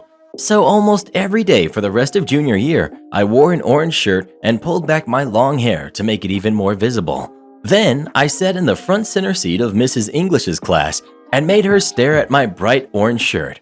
I could see the disdain in her face every time. A few of my friends got in on it occasionally too. After about a month, she made a comment about how it was nice to see me putting some more variety in my wardrobe, but why did I have to pick orange? I just said, well, you didn't want me to wear black anymore, but isn't orange a great color? And I didn't stop wearing orange until the end of the year. Karen refuses to move her car, now she needs a new one. The recent storms and fallen branches and trees I've been having in my area lately reminded me of one of my most favorite instances of karma that I've ever witnessed. As with my previous stories, this occurred at a hotel I was working at in upstate New York. It was August of 2011, and we were hunkering down in the hotel for the arrival of Hurricane Irene. We were getting all the necessary safety items and emergency lights in place in anticipation of the storm knocking out power at some point in the middle of the night or during the day. The night the storm hit us, I came in a few hours early before my night audit shift to help with any of the prep and setup. While I was standing at the front desk, the local police showed up and asked us if we could clear all of the cars out of the driveway in front of the hotel so that if emergency vehicles needed to access the hotel, there weren't any cars blocking their way. I had my valet guys move the cars over to the large parking lot off to the side and park them square in the middle, away from the trees and branches. As I was watching them move cars, a guest rolls up and drives up in her Porsche right into the driveway and parked it along the side. She was walking with a purpose, and before I even spoke to her, I knew what her response was going to be. Me. "Excuse me, ma'am." Porsche driver. "What?" Me. "We need you to move your vehicle over to that parking lot so we can keep the driveway clear for emergency services. I can have one of my valet guys move it for you." I'm not moving my car. It stays right where I can see it. Me. "Ma'am, this isn't really an option. It needs to be moved or the police will have it moved." If you or the police so much as lay a finger on my car, I'm suing all of you. She stormed off to the bar, and that was the last we saw of her that afternoon. The police came back to check on us and saw the car in the driveway. They said, "Thought we asked you guys to clear the driveway." I relayed the story to them and said I could point the lady out at the bar. They just rolled their eyes and decided it wasn't worth the hassle. Later that night, as I was running the night audit reports, the wind picked up, letting myself and the overnight maintenance guy know that the storm was approaching. We stood outside under the Porsche and watched as the rain and wind started coming in harder and harder. At that point, a police car pulled up and parked in front of us just to make sure we were okay. We asked him if he needed a top-up on his coffee since we had brewed a fresh pot, and he took us up on that offer. As he got out of his car, the wind began breaking off branches on the smaller trees across the road and surrounding the parking lot where we had moved guest cars. We went inside the lobby to watch as some of the trees began to sway and break, when all of a sudden we heard snap, boom, crash, beep. One of the largest branches from the tree next to our driveway had snapped off and landed square on the jerk's Porsche. The three of us watching let out a simultaneous, "Holy smokes." We sat there, stunned, when the maintenance guy spoke up. You're the police. Shouldn't you go out there and assess or something?" Policeman responded, "Yeah, probably should write up a report on that." We were sitting there debating whether we should call the lady in her room when the power went out, and we had to abandon the thought and go wake up the employees that were sleeping at the hotel so they could help set up glow sticks and lights on all of the floors. As the sun started coming up, some of the employees started walking the floor to collect the glow sticks and lights when one of them saw the Karen come out of her room and walk over to a window overlooking the driveway. She ran down to the front desk as soon as she heard a guest yell, "What the heck?" We anticipated the guest storming down to the driveway to survey the damage on her car, so we went into hiding, but made sure we had a great view of her walking around her car. She came storming back into the lobby and demanded to speak to someone in charge. By that point, our GM had already been briefed on the entire situation and was well and truly ready for whatever BS this lady was going to throw at him. I'm not sure what happened after that, other than a tow truck had to come and pick up her car. I believe she did try to sue, but there were enough witnesses to corroborate our story that she was asked to move her car for that very reason, and she didn't comply. Entitled woman demands I leave the bus because my eye is scaring her baby. For a bit of context, I was born with only 7 months in the womb instead of 9. That said, it appears the right side of my body didn't form in a fully correct way. It's not that I am deformed and don't even look human. I just have some weird characteristics in my right side of my body. Like a small birthmark, one of my fingers in the right hand always looks jammed, and the most noticeable, my right eye is a bit smaller than the other and has a tiny deformity in the cornea. That being said, my right eye sometimes goes a bit to the right when I get too concentrated or too distracted, and I cannot control it.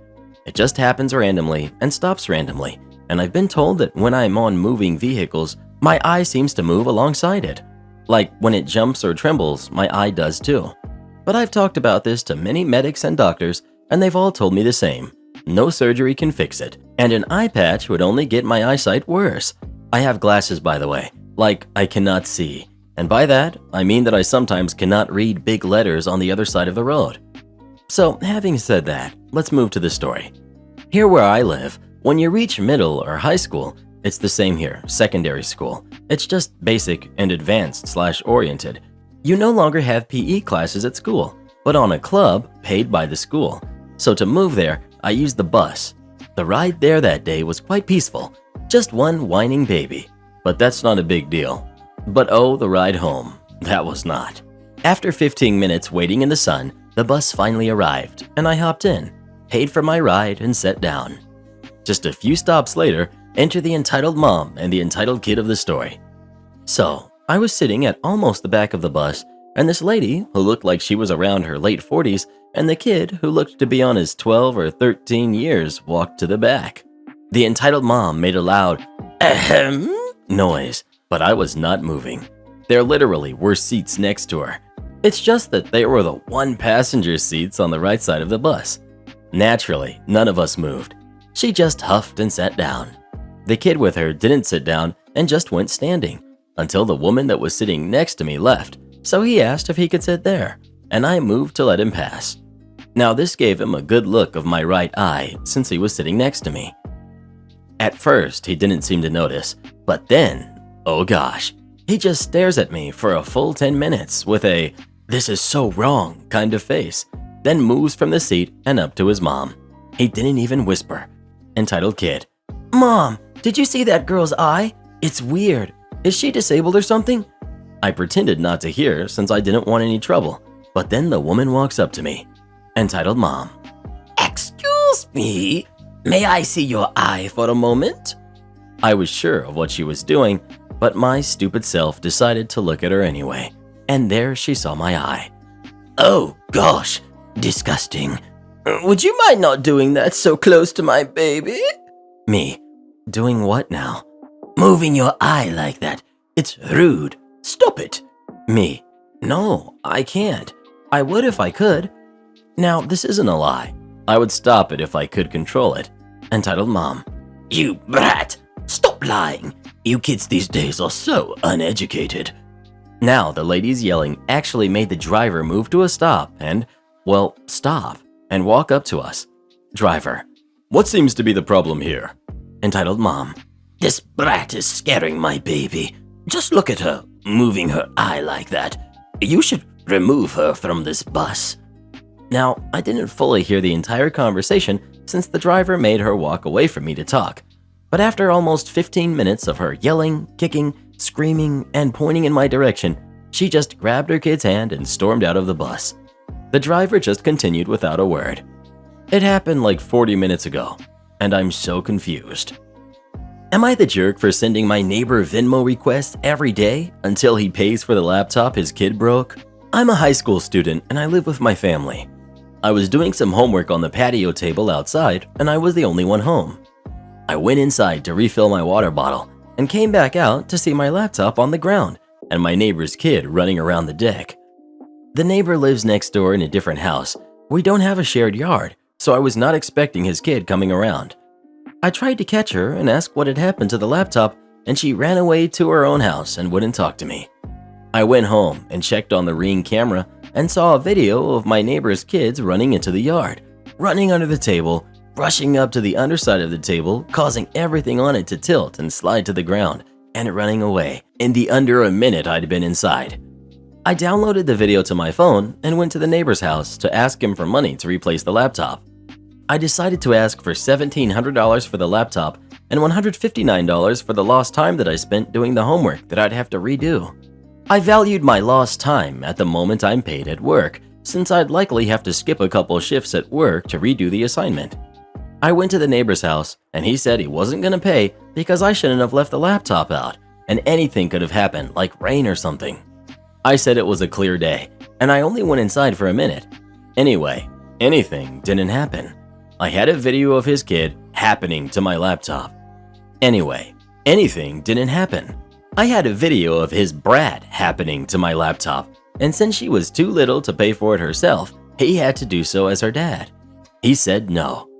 Now, this might be petty, but I have his Venmo because my family and his family did a barbecue block party thing and I had to pay him for a share of the shopping. So every day I've sent a $1,859 request to him and he keeps declining it. I told my family and they think I shouldn't have left out the laptop and that I was harassing him doing that and they will replace it for me. they would use some of my college fund money. But I feel like they shouldn't have to pay. Plus, I'll need that college fund for college. So I've kept Venmo requesting him and also posted the video from the camera on the community Facebook saying, "Hey, any advice here? I had a neighbor's kid come to my house and break something expensive on camera. Are they supposed to pay, and how can I do that? The parents have been refusing to pay a bunch of times. Is there some homeowner insurance to help? Sorry for dumb questions. I'm a high schooler and have never dealt with something like this before." Anyway, my parents found the post and got upset at me for stirring the pot and for continuing to Venmo request him. Am I the jerk for being so stubborn about getting paid for the broken laptop? I'm allergic to nuts. Help me. Miss, that's a lemon pip. So it was a Saturday, the day before Halloween in fact, so we all knew it was going to be a long shift and we would probably get a couple of crazies. But boy oh boy, we did not expect this level of crazy. To set the scene, our Italian restaurant is fairly small, a very small section in the front and a slightly larger section in the back where the bar and kitchen also are. Now this couple, a male and female, walked into the restaurant. They didn't book, but that was okay. We had enough spare room for a few walk-ins. I greeted them and set them down at a table in the front and asked whether they had any allergies or intolerances. They didn't, as we always do when someone comes and eats here. And then I got their drink orders, but nothing else as they were still deciding what to eat. At this point, everything was pretty normal. While the drinks were being made, literally 5 seconds after the order was put through, I go over to another table to make sure everything is alright with them, and this woman is clicking her fingers and shouting me over. Excuse me, could you come over here, please? I finish up with the customer and go over to the other couple. Yes, are you all ready to order? She goes and prattles off her order, and then so does her partner. I put their order through, and luckily nothing bad happened while they waited for their meals. Their food is ready, and I bring over their starters, and as soon as the plates touch the table, I start getting asked for various things for their meal, which I was just about to offer, and it was fine. It was just the way they said it, and I was starting to stress out a little since I was running food, drinks, and making sure the other tables were happy. We still don't know how it happened, but amidst all the chaos, this couple's main dishes come out while they're still halfway through their starters. Another server brought the food out. This Karen calls me over. I'm not impressed with this service. I say, I'm sorry about this mix-up. If you like, I can take the mains back and get them redone for you, so you don't have to rush and it doesn't get cold. She just gruffly says, no, and waves me away. I take a glance at her partner, and he's happily enjoying his main meal already. After a couple of minutes, I get called back again. This pasta you have cooked is so dry. Because I'm apparently a chef now. Once again, I say, I'm really sorry about that. If you like, I can have the kitchen redo it, or I can get them to put more sauce on it if it's too dry. I put my hand out in a gesture to take the bowl away, but she literally cradles the bowl. No, just bring me some garlic butter. So I do. A few minutes later, I'm with another table near the couple, and she shouts for me, clicking and all, and seems to be in absolute rage. Look what I found in my food! Since I'm with another table, I just quickly say, "One moment please," and ask the table I'm with if it's okay if I go to see them, and I'll be right back. They agree. I walk over to Karen. Look at this, it's a nut! I'm allergic to nuts. I'm a little taken aback. Oh, right. Well, it doesn't look like a nut. It looks like the pip of a lemon, but I'll go check if the dish has nuts in it. I know for a fact the dish doesn't have nuts in it, and there's a squeezed lemon on her plate. But before I leave her, she starts gulping down her water and is literally pretending to go into anaphylactic shock, holding her throat, all while screaming at me, "You've ruined my night. You've ruined my food. It's all bland and tasteless. And it's got nuts, and I'm allergic to nuts." She then proceeds to shove her plate at me. I take her food away and go to the manager and explain what's been happening. We take her main meal off the bill because we'd rather her just leave right now and not cause any more arguments. But just so we can cover ourselves, the manager goes over to her and explains that her meal was taken off, but that since I asked her if she had any allergies before they sat down, then it's out of our hands, especially because we asked and you withheld that information. But I didn't know I was allergic to nuts until I had one. The manager wasn't having it, so just calmly and point blank said, "It was a lemon pip." You have ruined my wedding night. You've ruined my anniversary. I am so disappointed, and I am never coming back here. Then they both walk out of the restaurant. But a few minutes later, the husband comes in and embarrassingly asks if he left his cardigan here. He didn't. But then he says, "I'm sorry about tonight. You've been wonderful. My wife is just a little," and gestures the crazy symbol to his head. And just before he completely walks out of the door to his angry, impatient wife, he smiles. "Thanks for trying to make a bad evening pleasant. You've been great." And he leaves. Best part is, all the tables who saw what happened mocked Karen, with one table saying, I need my dinner discounted because I'm allergic to jerks. We all had a good laugh. You keep having my time estimates? You're right, my estimates should be more reliable. A couple of decades ago, I was working as the only technical writer in a fairly large team of developers. Our manager was Cambridge educated, liked to cut estimates, and was particularly convinced that my job was easy and quick, and that I was lazy and terrible at estimates. He'd point out that the worst typist could type a page of text in an hour, so I should be getting through at least 8 pages of user manual a day. When he halved my time estimates and gave me the new deadlines, I, like the doofus I was, slaved away, worked unpaid overtime, and squeaked on over the line. And then usually ended up taking a couple of days sick leave to recover. That eventually got me called into HR for being unreliable. Something in me snapped at that point. The next project, the same scenario played out. I gave my quite good time estimates. He halved them. I shrugged and accepted his pronouncement. He pointed out that I really needed to get better at estimating my time. Malicious compliance time. 2 weeks before the end of the 2-month project, he asked for an update. "Oh, I'm a bit over a third of the way through the documentation," I said calmly, as though there wasn't a deadline staring me in the face. He blinked and asked for an explanation. "Well, I told you it would take 4 months to do the amount of documentation you asked for, and it looks as though if I don't do any overtime, it's actually pretty close to correct, based on my progress so far." I beamed at him as though I was completely unaware that he had managers and a CTO who were expecting my documentation based on the information he gave them, along with the product it's describing, of course. Much to my surprise, it didn't even seem to occur to him to yell at me. The sheer confidence with which I delivered the devastating news had utterly confused him. He ended up helping me to cut down the requirements and then finished completing the documentation to meet the deadline. I worked my usual hours, and if he asked me to do overtime, played dumb and said, "No, sorry, I get sick if I do that, so I don't anymore." He worked a lot of overtime. I would walk past his office to see him staring at his computer monitor, biting his fingernails, and looking very, very worried. He wrote a lot of substandard documentation, and being a perfectionist, that really upset him. He didn't see his family much for 2 weeks. I spent a lot of my time at work trying not to cackle like a warlock who's had one too many pep pills. Once he had some time to recover, he called me into his office to discuss new ways of estimating time for documentation, and carefully suggested that maybe half a page to a page of documentation a day was a fair general estimate. Maybe. And perhaps at some point, we should look at hiring a second tech writer. Am I the jerk for thinking my brother reacted a bit too rashly for something that took place years ago? Some backstory is needed, so here goes. My brother, Mike, was an excellent chess player. When I say was, I mean he was forced to give it up by my dad. My mother just silently supported my dad, like most stay-at-home moms of her era. My parents had us way late in life. Mike was born when my parents were both 35, and I was an accident when they were 43 years old. They are both 65 now and are enjoying retirement. Mike loved chess and began playing it a lot.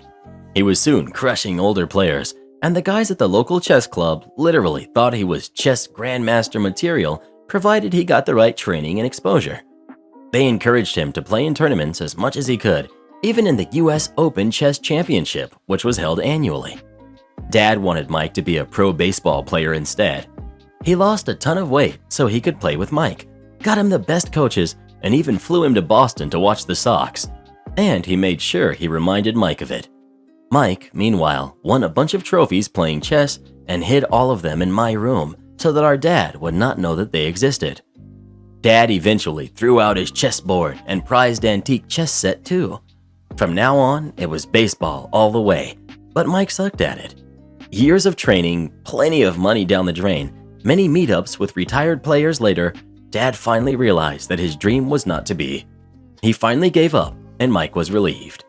A fraction of the money that was spent towards baseball would have definitely pushed my brother to the top tier of chess. I asked my mother years later if they ever thought of getting me special training in swimming or lacrosse, two sports in which I was good at in school, and she replied, "Your father thought that sports were only for boys," and that was that. Mike is now a lawyer and is happily married with twin sons aged 4. My mother called last night and said that Mike had called them an hour earlier. He had binge-watched The Queen's Gambit, and all those memories came flooding back. He picked up the phone and tore into my dad, told him he was not their son anymore and that they would never be able to see the twins again. He said that this was payback for all those years when he was forced to do something he was not interested in. Dad broke down soon after they hung up, and my mother was very upset.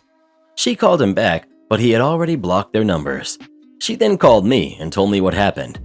I called Mike up and he did not answer. I then hung up and texted him saying he should not have said those things to Dad and that he should call them back and apologize. Mike replied stating that he was blocking my number too. I replied calling him a vindictive person and that he shouldn't deprive our parents of their grandkids' company and affection over something that took place years ago. Am I the jerk? I adhered to the sickness policy to the letter. In the early 2000s, I worked in the UK for a huge American insurance company. I managed a team of 10 to 12 administrators. The job was dull, the people were mainly great, and it was a steady place to work. Now, with this being a US company, the benefits package was poor compared to most UK rivals. Things like paid annual leave and paid sickness were the statutory minimum it was legal to give in the UK. I had this guy join my team who I shall call Dan. Dan was about 22 or 23, a bit of a plodder, definitely just there until he could find something better, and I couldn't blame him. One Monday, when he had been there about 3 months, he didn't show up one Monday morning. I was initially unconcerned, but when he hadn't called or shown up 45 minutes later, I started looking for his home phone number to check if he was okay. Right then, my phone rang, and it was Dan. He told me on the Friday night he had gone out with friends and got really drunk. When he got home, he decided to deep fry some chips, fries, on the stove. He fell asleep, and when he woke up, the pan was on fire on the stove, black smoke everywhere. Now, I think I would have just run, but as he was pretty drunk, he decided to open the kitchen window in his apartment and throw the fiery pan outside. He managed to get boiling hot fat all over his dominant hand. Fat spilled all over and caught fire, so he ran and called the fire service. On the way out, he grabbed his wallet, coat, and 3 CDs. Along with the clothes he had on, this was all that survived. The guy was really upset and told me he had no insurance for his possessions. He was going to be off sick for some weeks. The doctors thought he may need a skin graft on his hand. I told him to leave things with me. I would sort stuff out at work and would call him later. I called our local HR team, who said there was very little they could do. Due to his length of service, he only had 6 paid sick days left. He had taken a few already. I was shocked. I asked if we could bend the rules. No. Is there a fund we could donate something to him from? No. Feeling this was really mean, I called HR in our head office and got some answers. Very shortly afterwards, I got a call from our local HR manager, Claire, who was usually nice with me. We were on some of the same staff committees together. But today, she wanted to know why I had tried to go over her head, yada yada yada. She said that the sickness policy was clear and I had to follow it to the letter. Did I understand? You bet I did. Cue malicious compliance. I filled in all the paperwork to send to Claire, some of it authorizing the deduction of Dan's pay as he would exceed his sickness benefit that month. I think Claire was surprised I had rolled over so easily. I wasn't known for that. About an hour later, I sent her an email asking her to proofread a poster I had created to go on one of our committee notice boards. It was all about Dan and what had happened to him, and suggested ways the different teams could raise some money to help him out, as he had nothing and unfortunately wasn't entitled to any sick pay. I immediately got a "please don't progress this any further just now" email from Claire, and half an hour later or so, she called to let me know they were granting 3 months paid sickness leave initially and a goodwill payment of £5,000 on behalf of the company to help him get back on his feet. Dan was amazed at the magic I'd worked, and Claire was pretty frosty with me for about 6 weeks. Am I the jerk for paying my son back for all the chores done in mom's place? For context, I, 37 male, have 3 kids, 13, 9, and 5. 2 with my wife, who's 38, but my son is a stepkid to her. In our house, we have a very specific chore schedule that works in a way so all of us can do chores and still have plenty of free time, family time on top of homework and sports. It took a long time to come up with this system and the allowance system, as my wife has always been iffy about our kids doing too little to help and about us giving them allowance in the first place. We ended up working this out when the oldest were toddlers, and it's been the system for several years. Yesterday, I came home early and was getting ready to start with dinner when I noticed my daughter's and wife's nails were done in full with nice colors and even some nail extensions. The only time it could have been done was during chore time, unless she had gotten the kids home from school early. This is impossible. Our kids' school gives the other parents a call when they're picked up early, or she had skipped out on chores. With how strict my wife is about the whole thing, I heavily doubt she'd skip out on chores that only take 30 minutes for nails. My daughter had started talking about how much fun they had had. When I asked her how they found the time for it, she slipped up, admitting that her brother was doing their chores. When I asked how long, she went on to say since September. I then went to go ask my wife, who got deflective, saying our daughter had lied and that they had just rushed through chores that day. Told her I'd go ask my son about it, and that if it went about our daughter was truly lying, then we'd scold her for the lie. Checked it out with our son, and our daughter was right. He said he thought I was in on the change, and while he was talking, he brought up that mom said he wouldn't be paid since it was help and not work. I went right to my bag downstairs, got my wallet, and pulled out the entirety of September's money and gave it to him. I told him I'd go to the bank and get him October's money too for the full month, not just what he had worked for having to deal with this. My wife flipped out. She started an argument directly in front of the kids, and as much as I tried to calm her down and get her to talk privately, she wouldn't budge. All shouting ended up waking our toddler, who had been napping throughout this, and that's what finally stopped the screaming match. She's been calling me the jerk for simply paying our son without even talking to her, and that his chores were much too easy, so he had to do extra work to make up for his slacking. Note, he does the downstairs bathroom and the toddler's room, neither of which are easy, and that slackers shouldn't be paid. To prevent more fights, I compromised by letting the problem go and my son keep his money until we could figure the whole thing out. We're keeping the peace for Halloween, but haven't talked about it at all. Am I the jerk for not reimbursing my brother for an air mattress? This happened around Thanksgiving, but I'm still getting crap about it from my family. I'm a 27-year-old woman who lives in a 1-bedroom apartment by myself. My brother, 24, and his significant other, 22, have lived on the opposite side of the country, US, for a few years and decided to fly over to see their respective families, both of whom live around the same area. Neither my brother nor his girlfriend felt comfortable staying with their parents due to lockdown, so I offered them my apartment while I stayed with my significant other for a week. Everyone was happy with this arrangement. We never talked about it specifically before they arrived, so I just assumed that they would sleep in my queen-sized bed. I have a couple of couches in the living area, and while they are comfortable enough, they aren't designed to be sofa beds. The morning they arrived, I cleaned the apartment and changed the bedding. When they got to my apartment, my brother asked where they should sleep, and I indicated in the bed. He sort of laughed at first, and then realized I was serious and got really angry. His girlfriend didn't say much, but looked mortified. My brother kept saying that there was no way they were sleeping in my bed, and it was disgusting for me to offer. I told him that everything was clean and reminded him that they'd have the apartment to themselves. He just kept saying he couldn't believe it, and finally snapped that they'd have to make do with the couch. I left quickly without further discussion because I was confused and pretty upset. That night, my brother called me and said the couches were impossible to sleep on. He said that he and his girlfriend needed to purchase an air mattress and requested that I reimburse him the $55 they paid for it. By now, I was really upset and refused. I asked him again, why didn't they just take the bed? And he said, "If you really have to ask, you have major issues." I said that I didn't care what they did. We're all adults and should act accordingly. He called me disgusting again and hung up. My parents found out and agreed that I should pay for the air mattress because I wasn't adequately prepared for their arrival.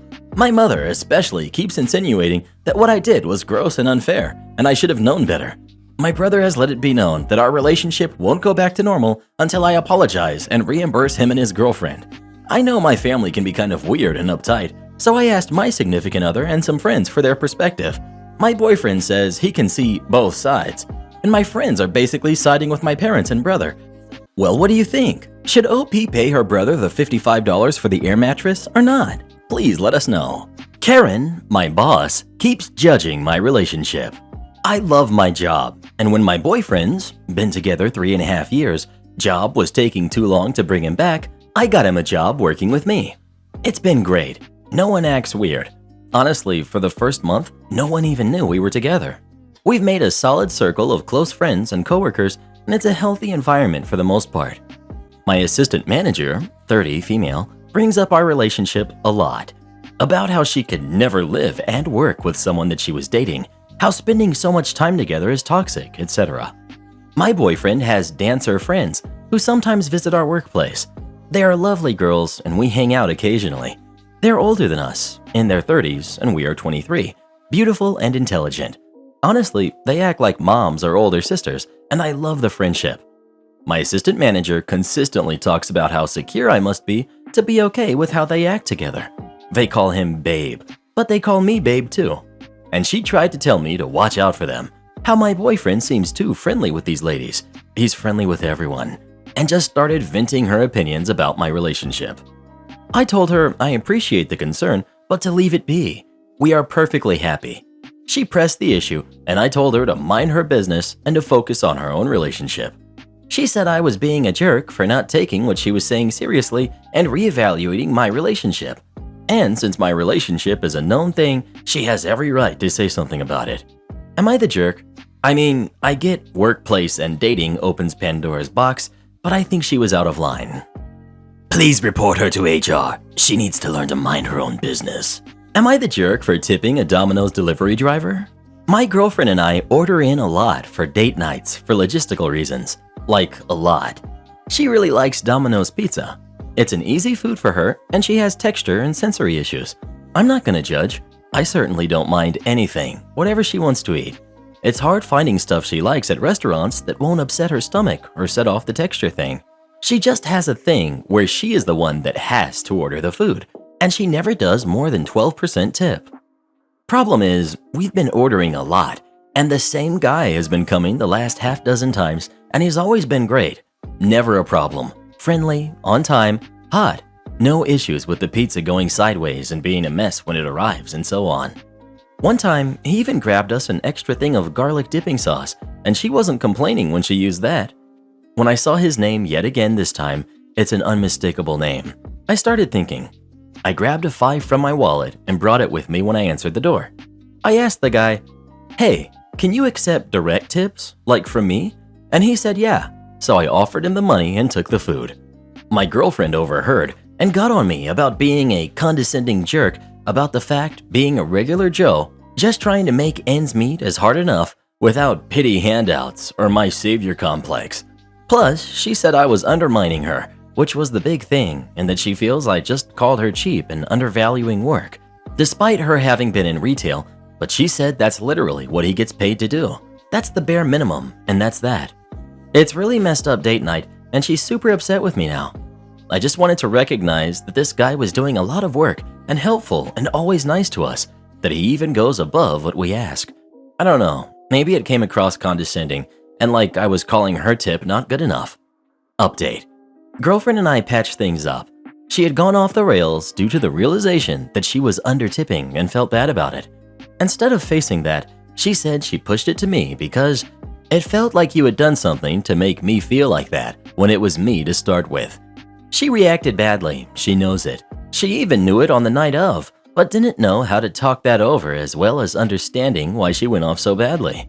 Everything she said, she apologized for. She grew up hearing her dad talk about tipping like that and didn't think she'd let it get to her.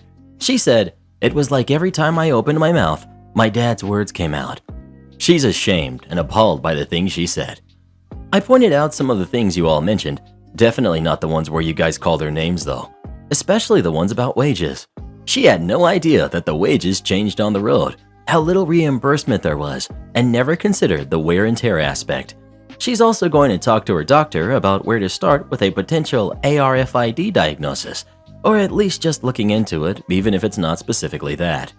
First things first though, our next delivery is getting a hefty tip, so are the rest. Oh, one more edit, because it's funny. I meant the pizza is always hot. Pizza dude's definitely not my type. Don't interrupt me while I'm on the phone. Hey guys, this happened to me yesterday at work, and this was the first place I thought to share it. So, I work in construction management, currently as a project engineer on a large site in New York City. My day-to-day duty is equivalent to a site superintendent, walking the site and ensuring safety procedures are followed and coordination between trades stays tight and efficient. Recently, the project manager I would answer to quit, leaving the rest of us on site struggling to pick up the many broken pieces he left behind for us. The PM that came in to take his place, Matt, has been coming to me on a daily basis to help him get up to speed on what was left over from my old boss leaving. Details like the status of certain trades, deliveries, locations of fixtures, you get the idea. Matt is a great boss and a really genuine guy. The type of person that is overly nice about everything. Well, except for one thing. He hates being interrupted while on the phone. Now that's a pretty reasonable request, one that we all follow even if we need some critical info from him, as we've seen him blow up once or twice after being interrupted. With the backstory out of the way, this is where the story begins. Well, yesterday there was a safety emergency on site, meaning I couldn't get by the office for a large chunk of the day. Finally, after dealing with said emergency, I stopped by the office as I had my own questions for Matt and found him on the phone with our architect. Now, knowing I'd be a fool to interrupt, I take a seat a little bit away and wait patiently, while also listening into the conversation being held. Matt was asking about the locations of millwork on site, as our blueprints do a terrible job of marking them out for us. The architect was also struggling to give him definite answers, as I could tell that Matt was getting aggravated. Now, unbeknownst to Matt, I had already put together a beautiful marked up drawing of the exact locations of every piece of millwork on site a few months ago, knowing that our drawings were lacking in this regard. Against my better judgment, I got his attention to try and let him know that he was wasting his time. This was met with an aggressive hand wave and scowl. I shrugged, laughed a bit inside, and returned to my desk to email Matt my marked up drawing. Well, about 45 minutes later, Matt gets off the phone and calls me back over to ask what I needed from him. "Oh, nothing," I said, "but you might want to check your email." Let's just say I now have permission to interrupt Matt while he's on the phone going forwards. Am I the jerk for embarrassing my brother's girlfriend? So I'll keep this as brief as I can. My brother started dating this lady, Jessica, in January. The three of us live in the same city, about 3 hours from me and my bro's parents/extended family, so until recently, I was the only member of his family Jessica had met. One of my brother's favorite things to eat is this sweet potato and red pepper soup I make. The relevant info here is that this soup features onions as an ingredient. Not enough that you'd eat it and go, "Oh wow, this sure tastes like onions," but enough that if you skipped them, it wouldn't taste right. I make this soup for him approximately once a week, and Jessica has come to love it as much as he does, without ever mentioning any issue after eating it. So the issue. My brother, Jessica, and I traveled to Bro and I's hometown for our grandmother's 90th birthday celebration this week. Our mom was catering it, specifically with traditional Indian foods, since that's where she and our grandmother are from. However, when we arrived and I offered to help Mom with the prep work, I noticed she was making several additional dishes, like chicken nuggets, chips, and finger sandwiches, and was keeping them well separate from the rest of the food. I asked what that was about, and she casually said, "I'm just making sure that Jessica can have something to eat with her allergies." I said I didn't know she had allergies, and Mom said, yes, she says she's severely allergic to onion, garlic, and coriander. If you're familiar with Indian cuisine at all, you get why it would be an issue for someone with those allergies. Except, Jessica eats my soup all the time. It has onions, and it's never caused her a reaction. The part where I may have been a jerk is I said this to my mom, which, if you're familiar with Indian mothers, you may understand how that could have been a bad move. She didn't kick off or act aggressive, but she did confront Jessica about lying and ask if there was something wrong with her cooking. Jessica got kind of red and stammery and eventually admitted that she just doesn't like all that curry stuff, but thought saying she was allergic would be less awkward. Mom got upset because she had taken such efforts to keep everything separate and whatever to avoid cross-contamination. Jessica got upset because Mom was upset. My brother got upset at me for saying anything in the first place. Everything got rather awkward, and Jessica ended up not even coming to the party. They now haven't spoken to me all week, except for my brother telling me I'm a gossipy jerk and I shouldn't have said anything. Which, yeah, I kind of get. Was I the jerk? I didn't intend to cause drama. It was kind of just a surprise. Oh, that's weird. My soup with onions in it doesn't make her sick. I feel bad for ruining her first impression with our family and embarrassing her. Well, who do you think is the jerk? OP or Jessica? Please let us know. Definitely Jessica. Tell Mom we'll take that curry. God, I love curry. Am I the jerk for telling my friend's fiance that their new house isn't his because he didn't contribute to purchasing it? I, 35 female, have a friend, Ren, 32 female, who purchased her first house recently with her fiance, Jack, 36 male. Fake names. Ren and Jack had us over this past weekend to see their new house at a housewarming/Halloween party. There were several people there. Some I knew and some I didn't because they were Jack's friends. I sat outside for a bit with Ren after having been there for an hour and getting a tour of their new house. I asked Ren how it felt to officially be a homeowner, and she said it was probably their biggest accomplishment so far in their lives, and they were both so excited. She said she can't stop looking at our county auditor's website and looking up the house address to see their name on it. I never heard of this. We live in the States, so I'm not sure if this can be done in other countries, and I asked her to show me. She logged into the county auditor website on her phone and showed me the property records. I saw Ren's name, but not Jack's. I asked Ren why that was. Long story short, she said that her credit score alone qualified them for a better interest rate, and since her parents gave her the $35,000 down payment, that she didn't want his name on it, since she and her family had the most to lose should something negative happen with their relationship or one of them passes. Her will was rewritten to leave the house to Jack as long as they are still married. Jack apparently agreed to this, and they plan to use this house for equity 10 years down the road, and at that time, his name will be on the new house. I knew about the down payment months ago when they started looking, but she said the house is still Jack's in her eyes since they are getting married. A few hours later, some people have left, and we sat outside around a fire pit chatting with Jack and a couple of their friends. I honestly don't remember what we were talking about, but Jack interrupted me and asked why I kept referring to the house as Ren's house and not their house. I didn't notice I was saying it, but I told him that maybe it was because the house is not his. He asked what I meant, and I mentioned the house on the auditor website only has Ren's name on it. Ren said who cares, and that he contributes to the bills and upkeep, and he lives there, so it's his house too. I said, with all due respect, it isn't legally. The other friends were quiet, but Jack laughed at me. I asked what was so funny, but all he told me after sipping his beer was to get the heck off his property. I told him it's not his property, and I wasn't going anywhere. Then Ren said, "Get off our property." I said Jack should be mad at Ren for showing me in the first place and left. I asked my sister about what happened. She said that his name not being on the records isn't relevant because when you marry, you share everything you have with your partner, and that I was out of line. But my dad said I wasn't technically wrong, and Ren was wrong for showing me his name wasn't on the house. Am I the jerk? Bruh. Had an interview. Are these red flags of a bad place to work? Had an interview yesterday for a bartending and server position at a nice pub in an affluent neighborhood.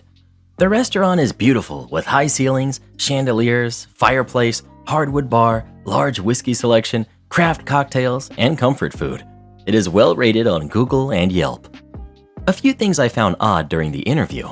When I arrived early at the scheduled time of the interview, I had to wait because the interviewer told me he had to print out an application for me. I waited 20 minutes. Shouldn't a place that has posted on Craigslist and culinary agents and a scheduled interview have applications ready? While I was waiting for the applications to get printed, a server greeted me with water. I explained to her I was here for an interview and not dining in. She asked what position. I said bartender. She got a look and said, "Oh, good, we need bartenders. Shouldn't it be easy to staff a bartender at a place with $15 craft cocktails? Like, people should be lining up for this job." On to the interview. I ask about history of the restaurant. He tells me about the owners and says, "They are very blunt people. If they don't like something, they will tell you. Some people cry, but you need to realize it's not personal, and it's better they just get it out." All right, so what I'm hearing is they verbally mistreat their employees. Got it. Also says the new hires are complaining about not making any money, but he explains when you are new, you will not be getting good shifts and that you have to prove you deserve it. Kind of understandable, but I mean, how long would the waiting process be? He also told me there are servers who have been there for 10 to 15 years. No way those people are giving up their good shifts ever. I asked about how we got paid. He said in cash. I told him I was surprised since it's been 5+ years that I've had a restaurant job pay in cash day of. He proudly states that's how they do it and they'll never change. He says how guests will ask to use Apple Pay, and he again proudly states that is something they will never do. So what I'm hearing here is they don't change with the times. My biggest gripe is I asked if they offer health insurance, and he didn't know. He said that before lockdown, he knew that some employees had insurance, and the ones who had it then still have it now. So what this tells me is either they stopped offering insurance after lockdown, or they haven't been able to retain any employees long enough to qualify for health insurance. Also, how do you not know? Isn't that a very common question prospective employers ask? Interviewer also seemed to be a bit of the "no one wants to work anymore" mindset. Unprompted, he went on a tangent about how on Facebook the job postings will get comments like, "Why didn't I get a call?"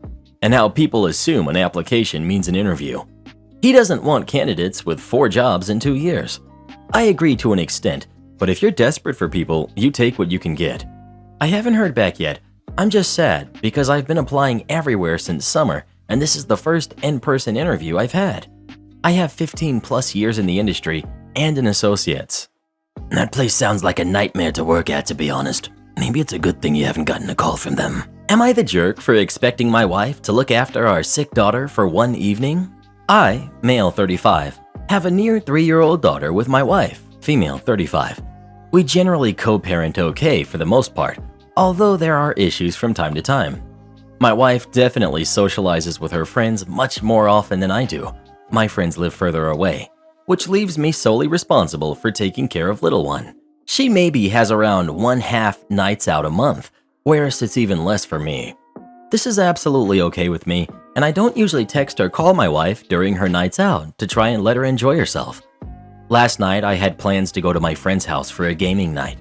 The plan was roughly to leave at 7, be there at 7:30, and leave at around 12. When I get to my friend's, my wife called me to tell me that little one had been sick. I asked if she was okay and how they were both feeling. She said okay, and I said that if she gets worse, to let me know. For the next 2 hours, my wife puts texts and pictures in a shared family group WhatsApp chat, basically telling everyone in the family that little one is sick, and also making references to the fact that Daddy is out having fun while Mummy is holding the fort. I felt that that was very unfair and made me look like I had just ditched them. Visiting my friend was a pre-planned get-together, and I don't think it's an unreasonable expectation for the mother of my child to be able to deal with a bout of sickness.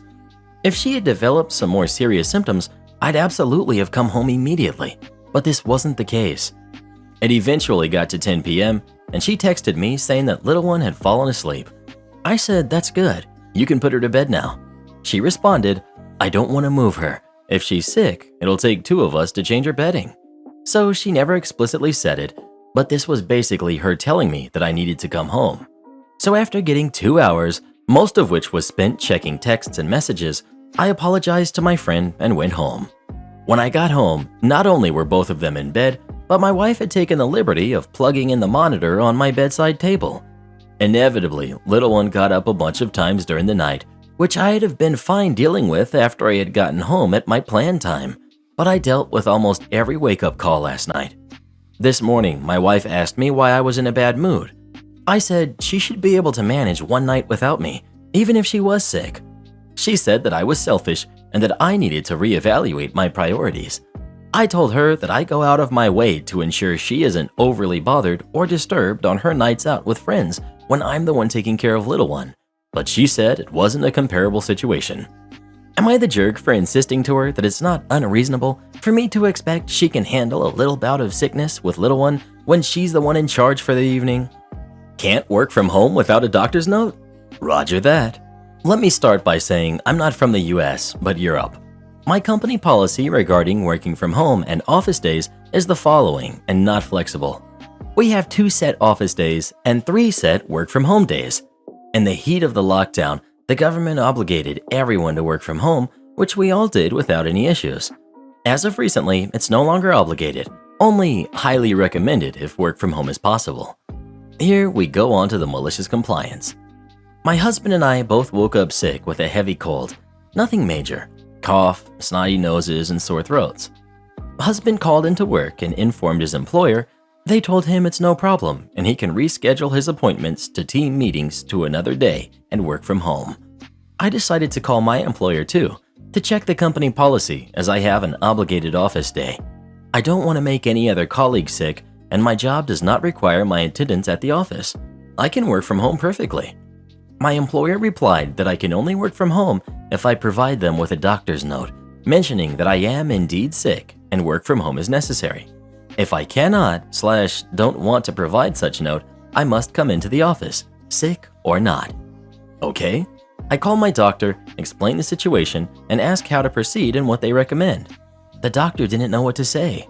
My employer is actually asking for a note that mentions I am indeed sick enough to stay home, but not sick enough to stop working? Yeah, that's not a thing. So they told me that I am indeed sick, I will receive a sick note, and will not be working today or tomorrow either. On top of that, I must get tested because I'm pregnant and we must take no risks. I sent my employer an email with the sick note attached, mentioning that I will not be working and will get myself tested. My employer asked me if I will resume work after the test. Well, no. Unfortunately, I am sick and have a note mentioning I am not seen fit to work and am even in lockdown. So I will no longer be able to work at all for the time mentioned on my doctor's note they asked for. I guess I have free internet now. So I started a new job at the end of June. Better pay, better conditions, and lots of perks that I'm still learning about and trying to use. About a month after starting, I got called by my internet provider saying that my plan finished, and so the price is increasing. I was a bit annoyed, seeing as I was under the impression that my current plan increased already and was final. I could be wrong, but throughout the conversation, I was trying to protest against the price increase. At one point, I said something like, "Why are you raising the price? The prices for internet have gone down, and I've gotten the lowest bandwidth, 40 megabytes per second. I can get 10 times the bandwidth from another company for the new price you're giving me. I'll change providers if you increase the price." My complaints and protests fall on deaf ears. This is the policy, and there's nothing I can do. They also said, These charges are final. Please don't call us about the charges again. I was planning on switching providers and started looking into prices, but I was very busy at my new job and kept putting it off. At one point, I'd learned that one of our perks, since we mostly worked from home, was to get a refund for our internet bills. Great, at least it won't be coming out of my pocket, I thought. It was retroactive from my start date, so I looked in my email for the receipts, and the last one was for July, billed in August.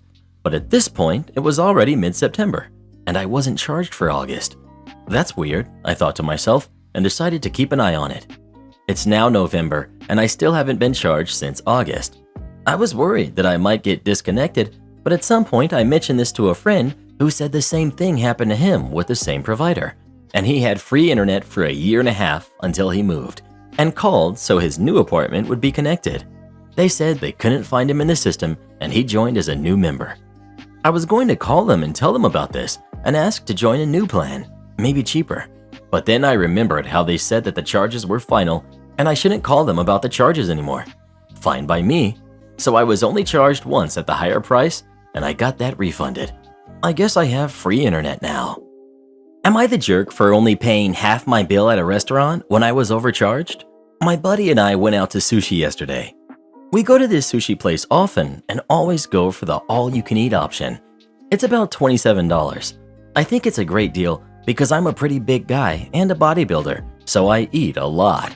Like, a lot. I ordered 8 rolls. I ate 7 of them, but one of them I just really did not like at all. So I didn't touch it after the first bite.